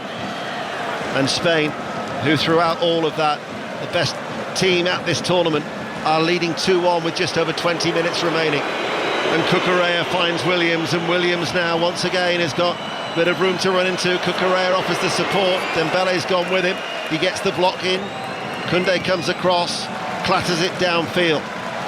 We mentioned Wimbledon's coverage tomorrow on 5 Live. Don't forget the TMS coverage, as Jimmy Anderson says farewell. England against the West Indies at Lord's. TMS team will have all the coverage of that, hoping that the weather improves from what it's been today. A lot of rain back home. Not so here. It is still an extremely hot and humid evening in Munich as Barcola picks it up on the left, and Barcola away from Vivian, enters the penalty area with the cutback, took a deflection of a red shirt on its way through, and then it's cleared by Vivian with force up towards Morata, tries to roll away from Upamecano, and he gets the free kick as Morata. I think he's lucky to get away with that. And so does Didier Deschamps. Morata turns Upamecano, but then he just backs into Upamecano and the ball is away from him. He's fortunate. I'll tell you what though, what about Barcola there? Left Nacho for dead, took yards out of him. And Mbappe and Griezmann couldn't get themselves into the box. Oyarzabal is going to be coming on, and we're also going to be seeing Mikel Moreno, who got that late winner against Germany, and then actually did the same goal celebration as his father Miguel did by running around the corner flag in the same stadium back in 1991 when he was playing for Osasuna against Stuttgart in a UEFA Cup tie. So Moreno waits to come on. Barcola on that far side has support from Theo Hernandez. Camavinga, Upamecano. Every outfield player now is in the Spain half. There are 18 minutes remaining of normal time, and Spain still lead by 2-1. Dembele, Koundé stands over the cross. Barcola's coming in the central area, flicked away by Lamine Yamal. Yeah, Yamal and Williams, the wide players for Spain, the young wide players. Different side of the game now. Working extremely hard defensively, getting back in, trying to help the fullbacks out. It's the French, they're pushing Spain back. Can they find a way through? They've reached the final in 3 of the last 4 major tournaments under Didier Deschamps. Here is Mbappe with his pace just snuffed out by 4 red shirts, and eventually it's Fabian who clears it long downfield. Spain, though, are having to soak up a lot of pressure at this stage as France come again. Dembele on this near side, the right level of the area, low ball. Blocked well by Williams, diverts it behind for a corner kick. And France certainly do believe that they can get an equaliser in the 17 minutes remain, being urged on by their partisan supporters behind their goal. Many of them all in royal blue. Dembele with a corner kick, it's an outswinger. Headed up rather than away, edge of the area. Koundé tries to head it, but breaking up now is Vivian. Not blessed with pace, but he will still carry the ball and looks up and now switches out towards Morata. And the captain had made an intelligent run out to this near left-hand side to give him an option. And the red shirts now are forward. Cucurella to Olmo. Rodri goes square, first time ball from Nacho, opens it up. And there's a bit of space here for Lamine Yamal. Williams is also on that far side, the right. They're now at a walking pace, are Spain. Still with that double change to happen. 16 minutes of normal time remaining. This is Fabian. Laporte. Really has been an enjoyable contest here in Munich. Fabian, short diagonal ball. Olmo with his back to goal. Laporte creating the room, passing the ball around. Rodri, Olmo now with Nacho. Olmo comes again deep, just outside the centre circle, helped on by Rodri. Such an integral figure in that midfielder for club and country, and here is Rodri passing the ball out towards Cucurella. They patiently play and go further downfield. Now it's with Olmo. Nacho lays it off. They've got back the initiative, it would seem. Yeah, well, a good passage of possession from Spain, moving the ball really quickly, slickly in this second half. They haven't really had a foothold. It's down to France. Ball hit long, Upamecano has to head it not once but twice back to his goalkeeper, who then quickly throws it out.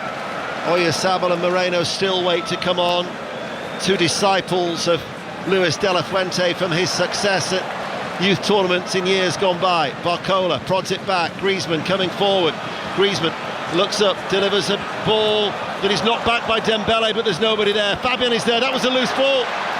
Hasn't been dealt with, and Theo Hernandez has skied it from just inside the penalty area. And Rodri berates his teammates because that was careless by Spain at the back, but Theo Hernandez couldn't punish them. No, that's a golden opportunity, it really is. It was a good ball from Griezmann to pick out Dembele. He actually chokes his volley, he's trying to hook it back across the goal. The ball eventually falls to Hernandez on his weaker right foot. Had that been with his left foot, I've seen the back of the net bulging. It goes high and wide. Spain looking a little bit ragged, a little bit tired. Dani Olmo. Changes. Sorry, Dani Olmo is coming off. He scored a hat-trick here in the German Super Cup when they beat Bayern 3-0 back in August. Mikel Moreno to replace him, and Oyarzabal replaces Alvaro Morata. So the captain, look at his record actually, Alvaro Morata. He scored 23 goals in his first 33 games for club and country. He's now only scored 4 in his last 30. But Oyarzabal is on, and Spain with that double change still lead with all the goals coming in the first half. And we have just over 13 minutes remaining on 5 Live, the World Service and BBC Sounds. And Spain looking for what would be a record-breaking 6th successive victory, never ever achieved before. The French support, loose ball by Unai Simon, actually struck the head of Dembele and will bounce back behind and out of play for a goal kick. That was nervy, wasn't it? Still not secure, are they? Absolutely not. They haven't played with the belief we've seen in previous games. Spain, they are getting nervy, getting edgy. Bit of fatigue creeping in. Can the French pounce? Can they create an opportunity, a clear-cut chance? Simon hammers the ball right-footed downfield. Moreno gets his head onto it. Williams also nods it on. Oyarzabal there. Moreno wins that ball away from Tchouaméni. But Tchouaméni stands firm, helped out by Griezmann, opens it up towards that far side. Theo Hernandez just over the edge of his own penalty area. Olivier Giroud, who's yet to feature in the knockout stages, is going to be coming on. Hernandez makes good progress left-hand side, back towards Mbappe. Mbappe then passes the ball to a white shirt that simply doesn't exist. And that will be Vivian, who will get a throw for Spain down by the corner flag. Olivier Giroud, the all-time leading goal scorer for France. And it's Dembele who makes way. I've got to say, I'm really surprised at that substitution. I think Dembele has been France's biggest threat. Interesting how they shape up, whether they go two up top or Mbappe comes out to this right-hand side, but we know Giroud, I say he's an old-fashioned centre-forward, but he can nick a goal, can't he?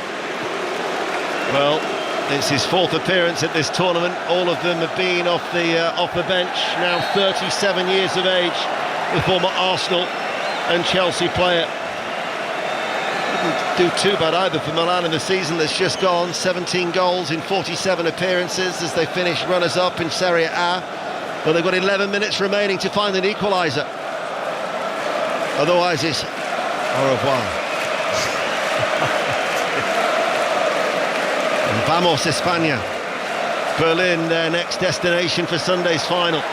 But Barcola picks it up on that far side, the left, and runs forward. But Spain have got red shirts back in a plenty, but Barcola again, with that burst of pace, gets to the byline and wins another corner kick. It was Nacho at full stretch who blocked it. I've got to say, he's been really bright though, Barcola, on that left-hand side for France. He's direct in his play, wins the corner. Griezmann waits to take the corner kick, far side the left, it's an outswinger. Red shirts in that penalty area, comes out towards Camavinga. Camavinga goes square, Koundé goes square. Theo Hernandez passes the ball forward, left-hand side, finds Griezmann. Griezmann's cross is a low one, and this will be Nacho to deal with it. Think back to the Euros, the last Euros 3 years ago, both the semi-finals went to extra time. Italy beat Spain on penalties, England beat Denmark after extra time by 2-1. That's the scoreline that Spain have the lead at the moment, and we have 9 minutes remaining. This is Laporte at the back. Giroud will run towards him. Laporte, who's played in every game after missing that opener against Croatia in Berlin. Rodri now running forward. Finds Fabian. Rodri opens up his body, passes the ball forward. This is Moreno able to turn, creates a little bit of width for Lamine Yamal. Cuts inside onto that left foot again, opens up for him! And he went for a shot on the run, left-footed. And it was over the crossbar and out for a goal kick. And he now runs away as well with so much youthful exuberance, whipping up the Spanish crowd. The flags are flying yet again. He is a crowd pleaser in every aspect. He is, he's not far away, is he? Again, bending effort with that left foot, driving on the inside of Hernandez. Can't let him inside on that left foot of his. Spanish supporters cheering to the left. The French fans banging their drums to our right as Laporte with a header back. He was looking to the assistant referee on this near side. There was no flag. Heads it back as time ticks away for France. Griezmann's come out to this right-hand side, but they're going to miss the influence of Dembele. On with two up top, Mbappe and Giroud, but Griezmann isn't a ball carrier. That's a poor substitution.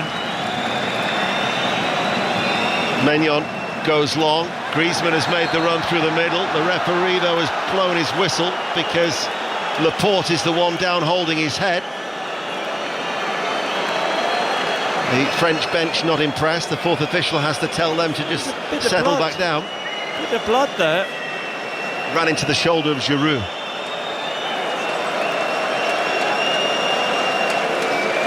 A little bit dazed. Yeah, bloody nose, I think. And the physio is going to trundle his way on. 7 minutes remaining. But you've been left perplexed and frustrated by the French substitutions.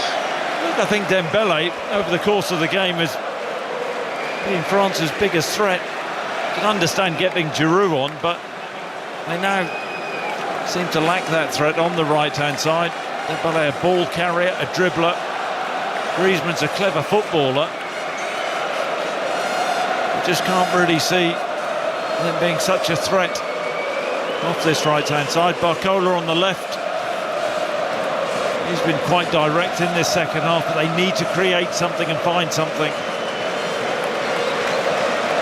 The Marcha Real being sung by the Spanish supporters away to that left-hand side. They certainly will not want Laporte to be going off the field of play, bearing in mind that they've already had to make changes with Navas. They're missing Lenormand and Carvajal through suspension. They, of course, would return for Sunday's final if Spain are safely to navigate their way through the 6 minutes that remain of normal time. But he's such an important figure for them. The fact that he can bring the ball out of defence, Aymeric Laporte. Yeah, he's a fantastic footballer. Takes a sore one, Giroud's shoulder. Old cotton wool bud up his nose. Yeah, he looks groggy, doesn't he, as he's coming off? It does look extremely groggy. Got the swab stuffed up one of his nostrils. The supporters on the far side are trying to set up a Mexican wave. That might generate a little bit of air inside this stifling arena here in Munich with 5 minutes remaining of normal time. And they're still going to try and patch up Laporte as he comes off the field of play. So Rodri, who remember played as a centre-back at the World Cup 2 years ago, just fills in alongside Vivian, Cucurella and Nacho as that back four. And Laporte is okay to come back onto the field of play. But France are running out of time. Are they running out of ideas? Barcola rides up his chest, able to turn. Rodri tries to stop him, doesn't. Barcola finds Mbappe. Mbappe now at Vivian, at pace. Enters the penalty area, couldn't keep it down. Mbappe right-footed, couldn't hit the target. That probably you'd have expected to have at least hit the target. Well, for a player of his quality, I've got to say Barcola does brilliantly. Drives with the ball, releases Mbappe in the left-hand channel. You cannot let him on the inside in that situation, on his right foot. And he goes high over the top of the crossbar. Really lacks composure. That's a massive opportunity in that situation. Don't get why he doesn't try and just feed that into the far corner. Pass it into the far side of the goal. That was the opportunity, the chance for France, and then Mbappe blew it. A Golden Boot winner at the World Cup. 12 goals in 14 in World Cup appearances. Still yet to score in open play at a Euros. 1 in 8 before tonight. That was that penalty against Poland. Laporte prevents it from reaching Mbappe. Spain with 3.5 minutes of normal time remaining, leading by 2-1. They go long. Headed away, picked up by Moreno. Forward ball. Oyarzabal tries to hold it up. Had Saliba behind him. Referee then says that Oyarzabal has fouled Camavinga. That'll be a free kick to France. They need to take it quickly. Time is in short supply here in Munich. This is Koundé, the right back. Back he goes towards his goalkeeper. Maignan stumbles. Saliba. Upamecano now charges forward for the all-white of France, but the ball is too far ahead of Koundé, who looks tired, and it goes out of play for a throw. Got to be cleaner there with the pass. Upamecano. There's a tired pass, just allows Spain to run the clock down. That's a tired volley. Fabian Ruiz. The defeat to Italy at the last Euros is the only semi-final defeat in competitive competition. Spain have won the other 8, whether that be at the World Cup, the Euros, the Nation League, or indeed the Confederations Cup. They're looking to navigate their way to yet another final. With 2 minutes remaining of normal time here in Munich. Camavinga in the centre circle. Upamecano is forced out wide. Upamecano sends in the cross. Laporte will head those away all day long. Oyarzabal plays it towards Moreno. The flick didn't quite come off. There was Rodri once again, so effective as ever to take Spain further downfield. And Fabian finds Williams back inside towards Fabian, almost like he's inviting the challenge from Griezmann. So comfortable the ball at his feet. Rodri is signalling something to De La Fuente, who now responds, and they're looking to try and make some sort of a change, I think, from whatever Rodri has said, as Camavinga catches Cucurella late, and the referee is going to reach for a yellow card, and Camavinga, despite saying that Cucurella has dived, Spain get that free kick 6 yards inside the France half as they still lead by 2-1. Yep, Cucurella, he doesn't need an excuse to go down. He is caught. He stays down. And Spain just running the clock down. Yeah, interesting one, Rodri, wasn't it? Moving over to the bench. I don't know whether that means he's going to come off. Well, Ferran Torres is looking like he's going to be coming on. This is Williams, meanwhile, left corner of the area. His cross, downward header by Tchouaméni. Rodri gets there first. Looks all right, doesn't he? He's moving all right. This is Moreno, holds on to the ball along the ground. Oyarzabal, Cucurella on the overlap. Block comes in from Koundé. Behind it goes for a Spanish corner kick as they still lead by 2-1. And there are 30 seconds remaining of normal time. And the Spanish supporters know that they are so close. It's exactly where they want to be. Williams walks over, in no rush to take the corner. They've got France where they want them. Zubamendi is a holding midfielder. He might be the replacement for Rodri. In comes the corner, headed out of the near post by Giroud, only as far as Fabian. Break now on for France. 5 minutes of added on time, which we're now into. Theo Hernandez, strong run. Lamine Yamal put his hands on his shoulders. He knew exactly what he was doing. You talk about tactical fouls, that's a 16-year-old. Yeah,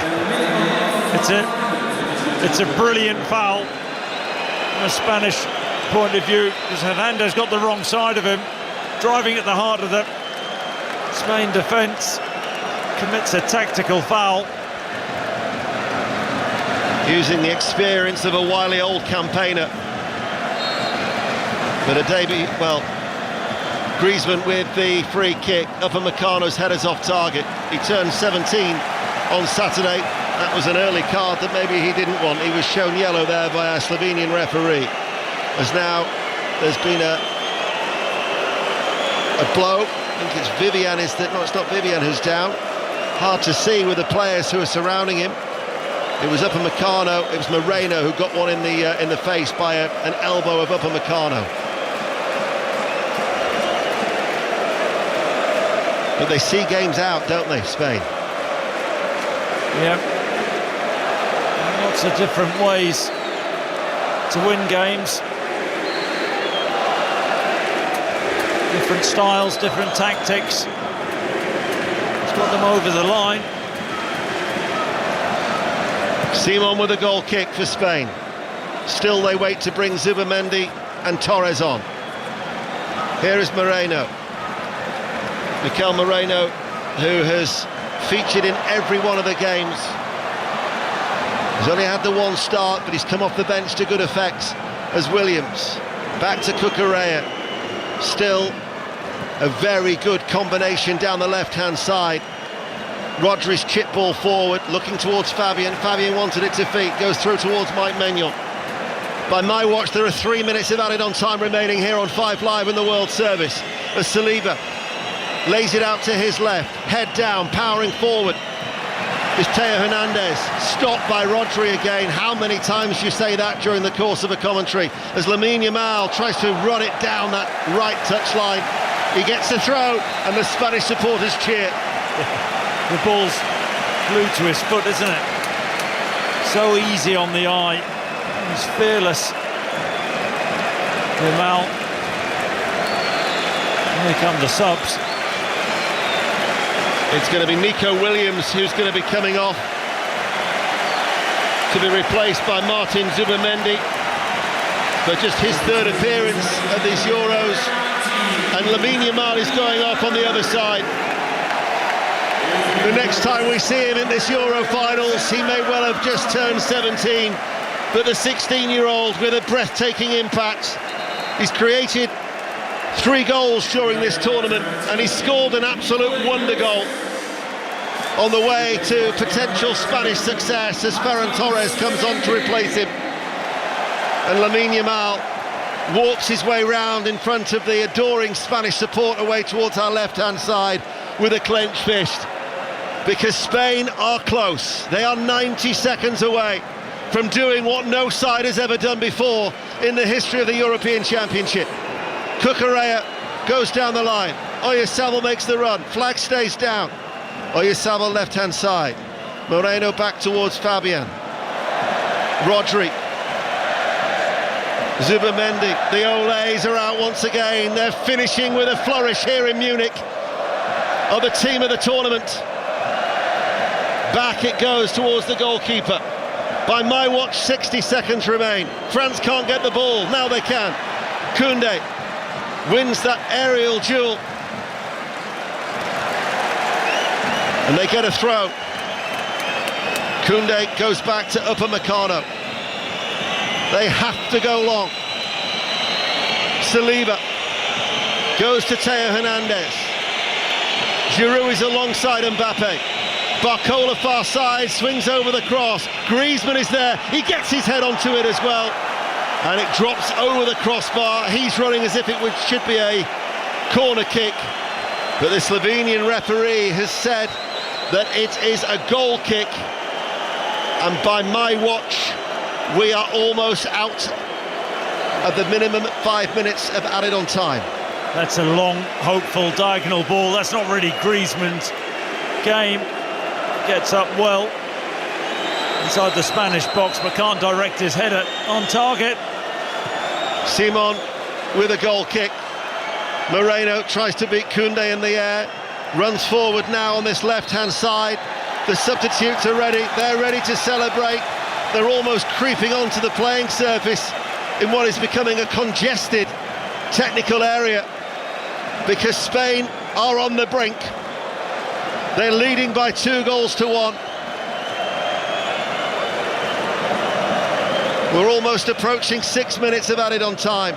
They work it down this left-hand side. Torres takes it down towards the corner flag. Fabian in field. Oyarzabal. They lose the ball momentarily. Closes down the attempted clearance by Upamecano. And there it is! Spain have done what no team has ever done before in the history of the European Championship. 6 straight wins in a single edition. They did that in the World Cup in South Africa in 2010, and they tasted glory at that World Cup. It's a record-breaking victory here in Munich, and the team of the tournament saunter their way to Sunday's final in Berlin. They've beaten France by 2 goals to 1 as the beer is coming down from up above, showering us here in the commentary box, and it is Spain who will celebrate. Luis de la Fuente and his impressive side march on. Yep, deserved it, I think. They've been the outstanding team. They had to work at it, Ian, in the second half. They weren't at their slickest and at their best. They looked a little bit jaded, a bit tired, but they limited France to very, very few chances. But this game, it's that moment from Lamal, that brilliant finish, which people are going to be talking about for years to come. And Spain go on to the final, and France, this ends as a disappointing tournament. Didn't perform well enough in the group stage. Were fortunate maybe to get to the semi-final, and probably, well, they did deserve to go out on the night. But it's Spain who are celebrating, and deservedly so. They're a well-balanced team, aren't they? Good with the ball, without the ball, and they're going to take some beating in the final. A thoroughly enjoyable game, and we've seen a wonder goal to boot. Spain are in the final. They've beaten France by 2-1. Seen a wonder goal, in fact seen two good goals really. I mean, Dani Olmo's skill to set himself up for the second, which did deflect off Koundé, was a fantastic goal as well. Rodri, who was just majestic again in the middle of that Spanish midfield, is leading the celebrations in front of those Spanish fans. Away to our left, he seemed to spend a lot of the last 10 minutes pleading to come off, and Luis de la Fuente was not bringing him off in those last 10 minutes. Even when he made his final two changes, Rodri was staying on, and he kind of just put his hands on his knees and shook his head when he realised it was his number that wasn't coming off. And as ever with a semi-final, as ever with a knockout match, you get a contrast of emotions. Spain are dancing in front of their fans, and the French cut forlorn figures. They've stood in front of their fans for maybe 20 seconds or so. Their fans haven't gone, they've applauded them back, but now they are trudging off the pitch. Antoine Griezmann waving at his family, he's leading them off. Kylian Mbappe maybe third or fourth off, with the camera following him as well. But you would have to say, Chris Sutton, really, that on the balance of play, the better side went through.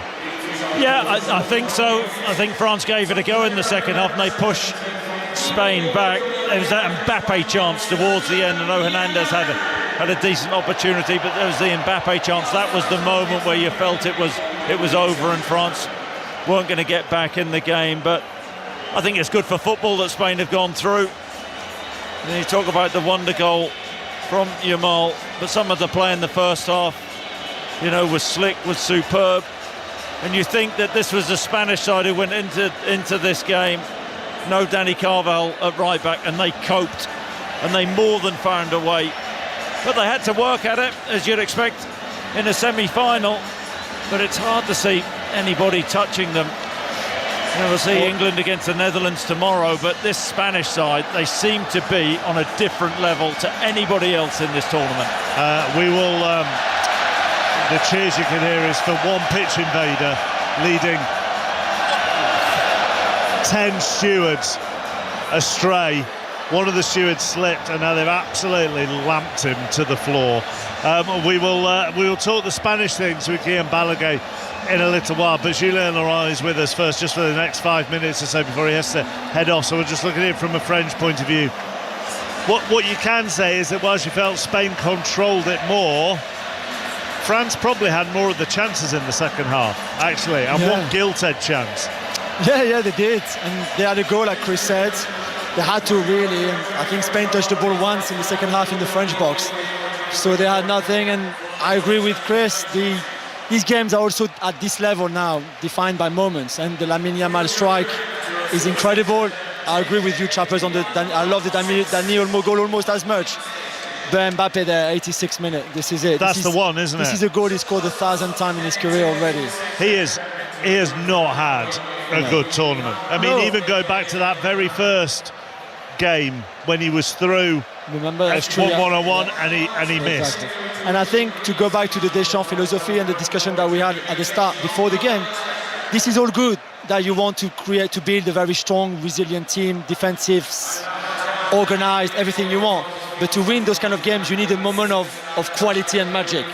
So Lamine Yamal might never score a goal like this, in a semi-final or final of a Champions League or World Cup or Euros, whatever. But he did tonight. And when Kylian had his chance, and he was nowhere near a chance as difficult as the one from Lamine, but he didn't take it. And this is also the symbol of this French team that did really well to come here because they were that incredible defense. But when it mattered the most, they lacked that little bit of magic, or just not even magic, because that chance for Mbappe is nothing magical about it. Yeah, it's just that bit of efficiency. It's a big job. I've got to say, Julian, I was really surprised with him taking Dembele off. Well, and that was, I was going to follow on with that.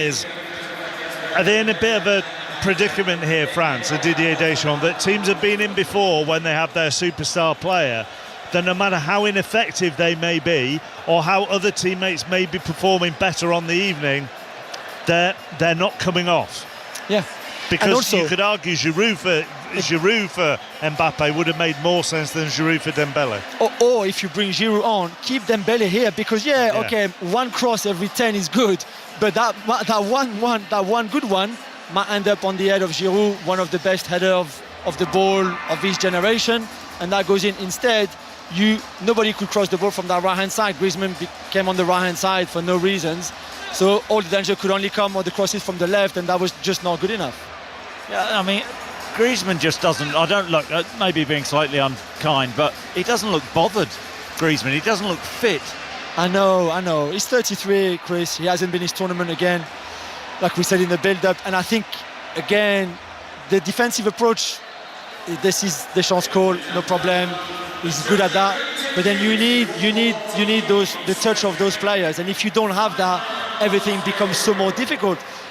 But maybe Deschamps should have almost anticipated the fact that Griezmann at 33, after a season where he hasn't been good since the turn of the year, that he would be lacking legs, lacking intensity, even lacking ideas. Get somebody else in that squad that can do the similar role, that has the creativity, has that kind of skill set, but there's nobody else. I think the point you make about Giroud going on is interesting. The Dutch the other night against Turkey, I don't know if you saw the game, Koeman was decisive in terms of putting Weghorst on. I was at the game, and then a barrage of crosses. Yeah. But then there was an imbalance when you have Griezmann, left footer on the right hand side, who's not one who will drive with the ball as Dembele would, and put balls into the box. So that was an odd decision. I really felt it was. that. And to be fair, just to finish on Deschamps, because Deschamps up to now was saying to us, I don't care, you don't like it, I don't care, you're bored, I don't care. Now tonight we're going to look at his coaching, his choices, his decisions, all of that in a more detailed way, and we're going to slaughter him. Are you? Yeah, because not so much by the philosophy. The philosophy, he does what he wants. He got to the semi-final, he's good. We said 4 in 5 tournaments.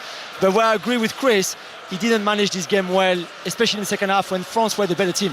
France were over Spain in that second half. They were waves after waves after waves. Like we said, Spain hardly touched the ball in the French box. And yet, the decision, that's when a good coach makes a difference, and he made the wrong call. When you say you're going to slaughter him, he signed a deal until 2026. Will he then come under pressure for his job by the French media? Yeah, I think there will be question raised today. He's going to say semi-final is a good result, which it is. Of course it is. You can't deny that going to the last 4 is bad. This is not true. But this is a new head of the French FA. It's not the guy who gave him the extension.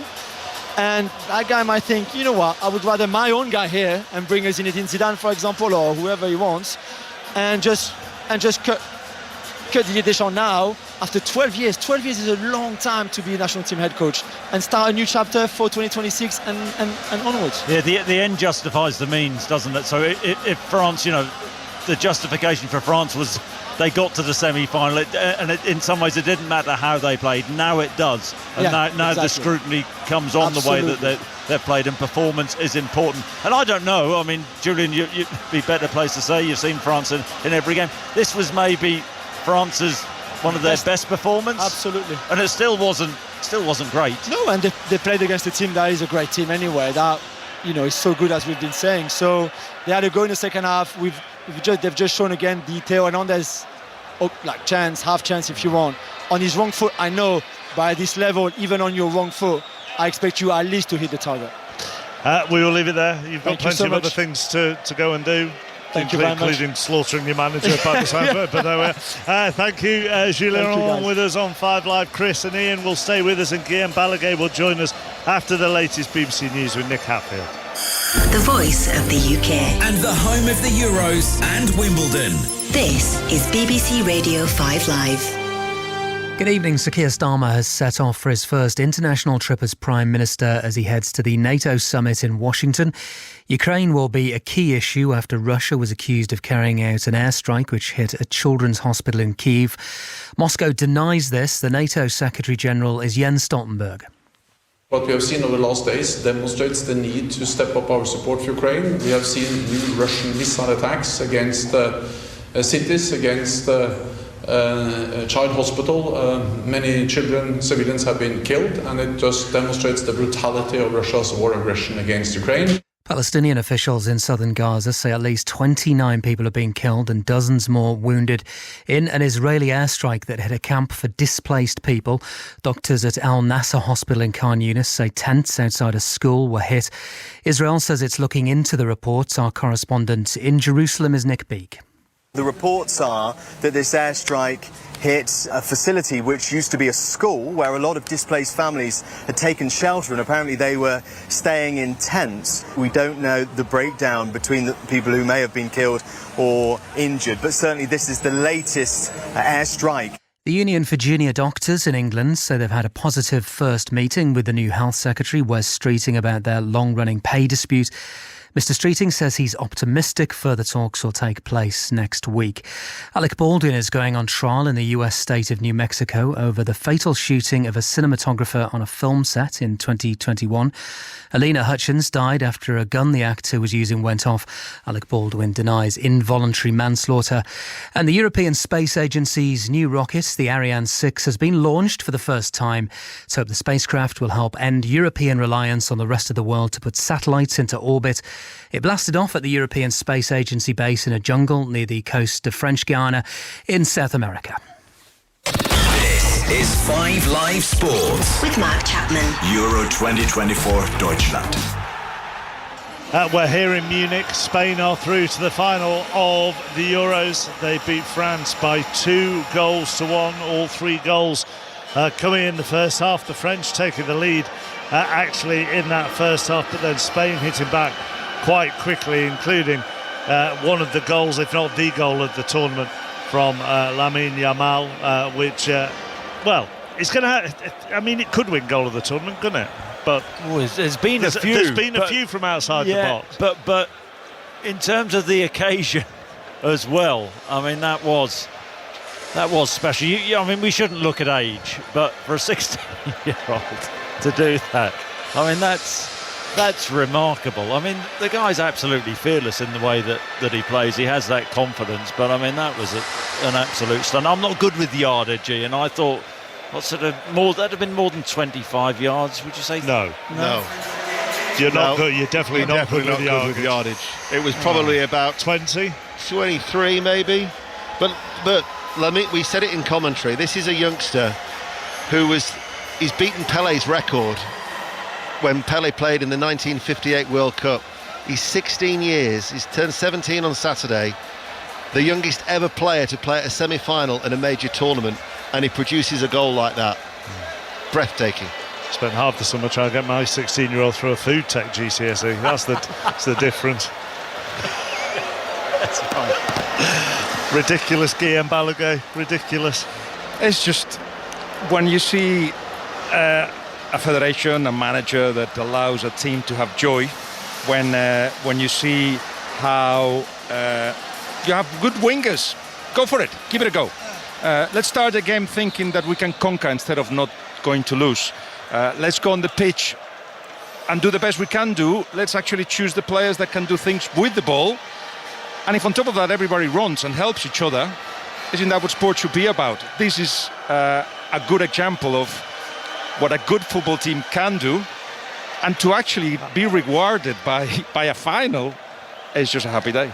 There is an element of throwback to them, isn't there? In that they have 2 wingers, they do want to go forward, and bearing in mind we talked pre-match about Spain and their possession history, Chris, and so on and so forth, and that ushered in copycat teams around the world. This is not what this team do. This team is about a big midfielder in Rodri, control, get it to your wingers and give it a go.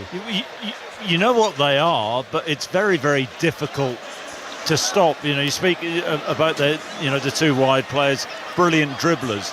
But I think Ian's favourite player of the tournament, Fabian Ruiz in the middle as well. Rodri, you know, they give them that control. Game, you're bigging up Dani Olmo. You know, he had another fantastic game. He was brilliant, but it's excellent. Maybe without being unkind to Morata, that's probably the only area where they fall down. Maybe there's a lot of stuff, but I would say this doesn't start with us saying, "Oh, let's play wide with wingers." We go and say first, what is it we're good at? And all of a sudden we have two guys that you have to play. Because if they don't play, the rest of the wingers, they're not like that. So it's not like we want to play this way. We just maximize the potential of what we've got. And that's why I have to go back to France. It's annoying that with the talent they've got, they're not actually using it to win games. They use it not to lose games and hope that one of the talented players that makes a difference.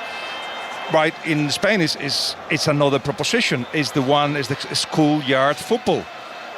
Throw the ball, keep it around, play it, shoot, see what you can do, and as I say, to actually be rewarded by the gods of football with success.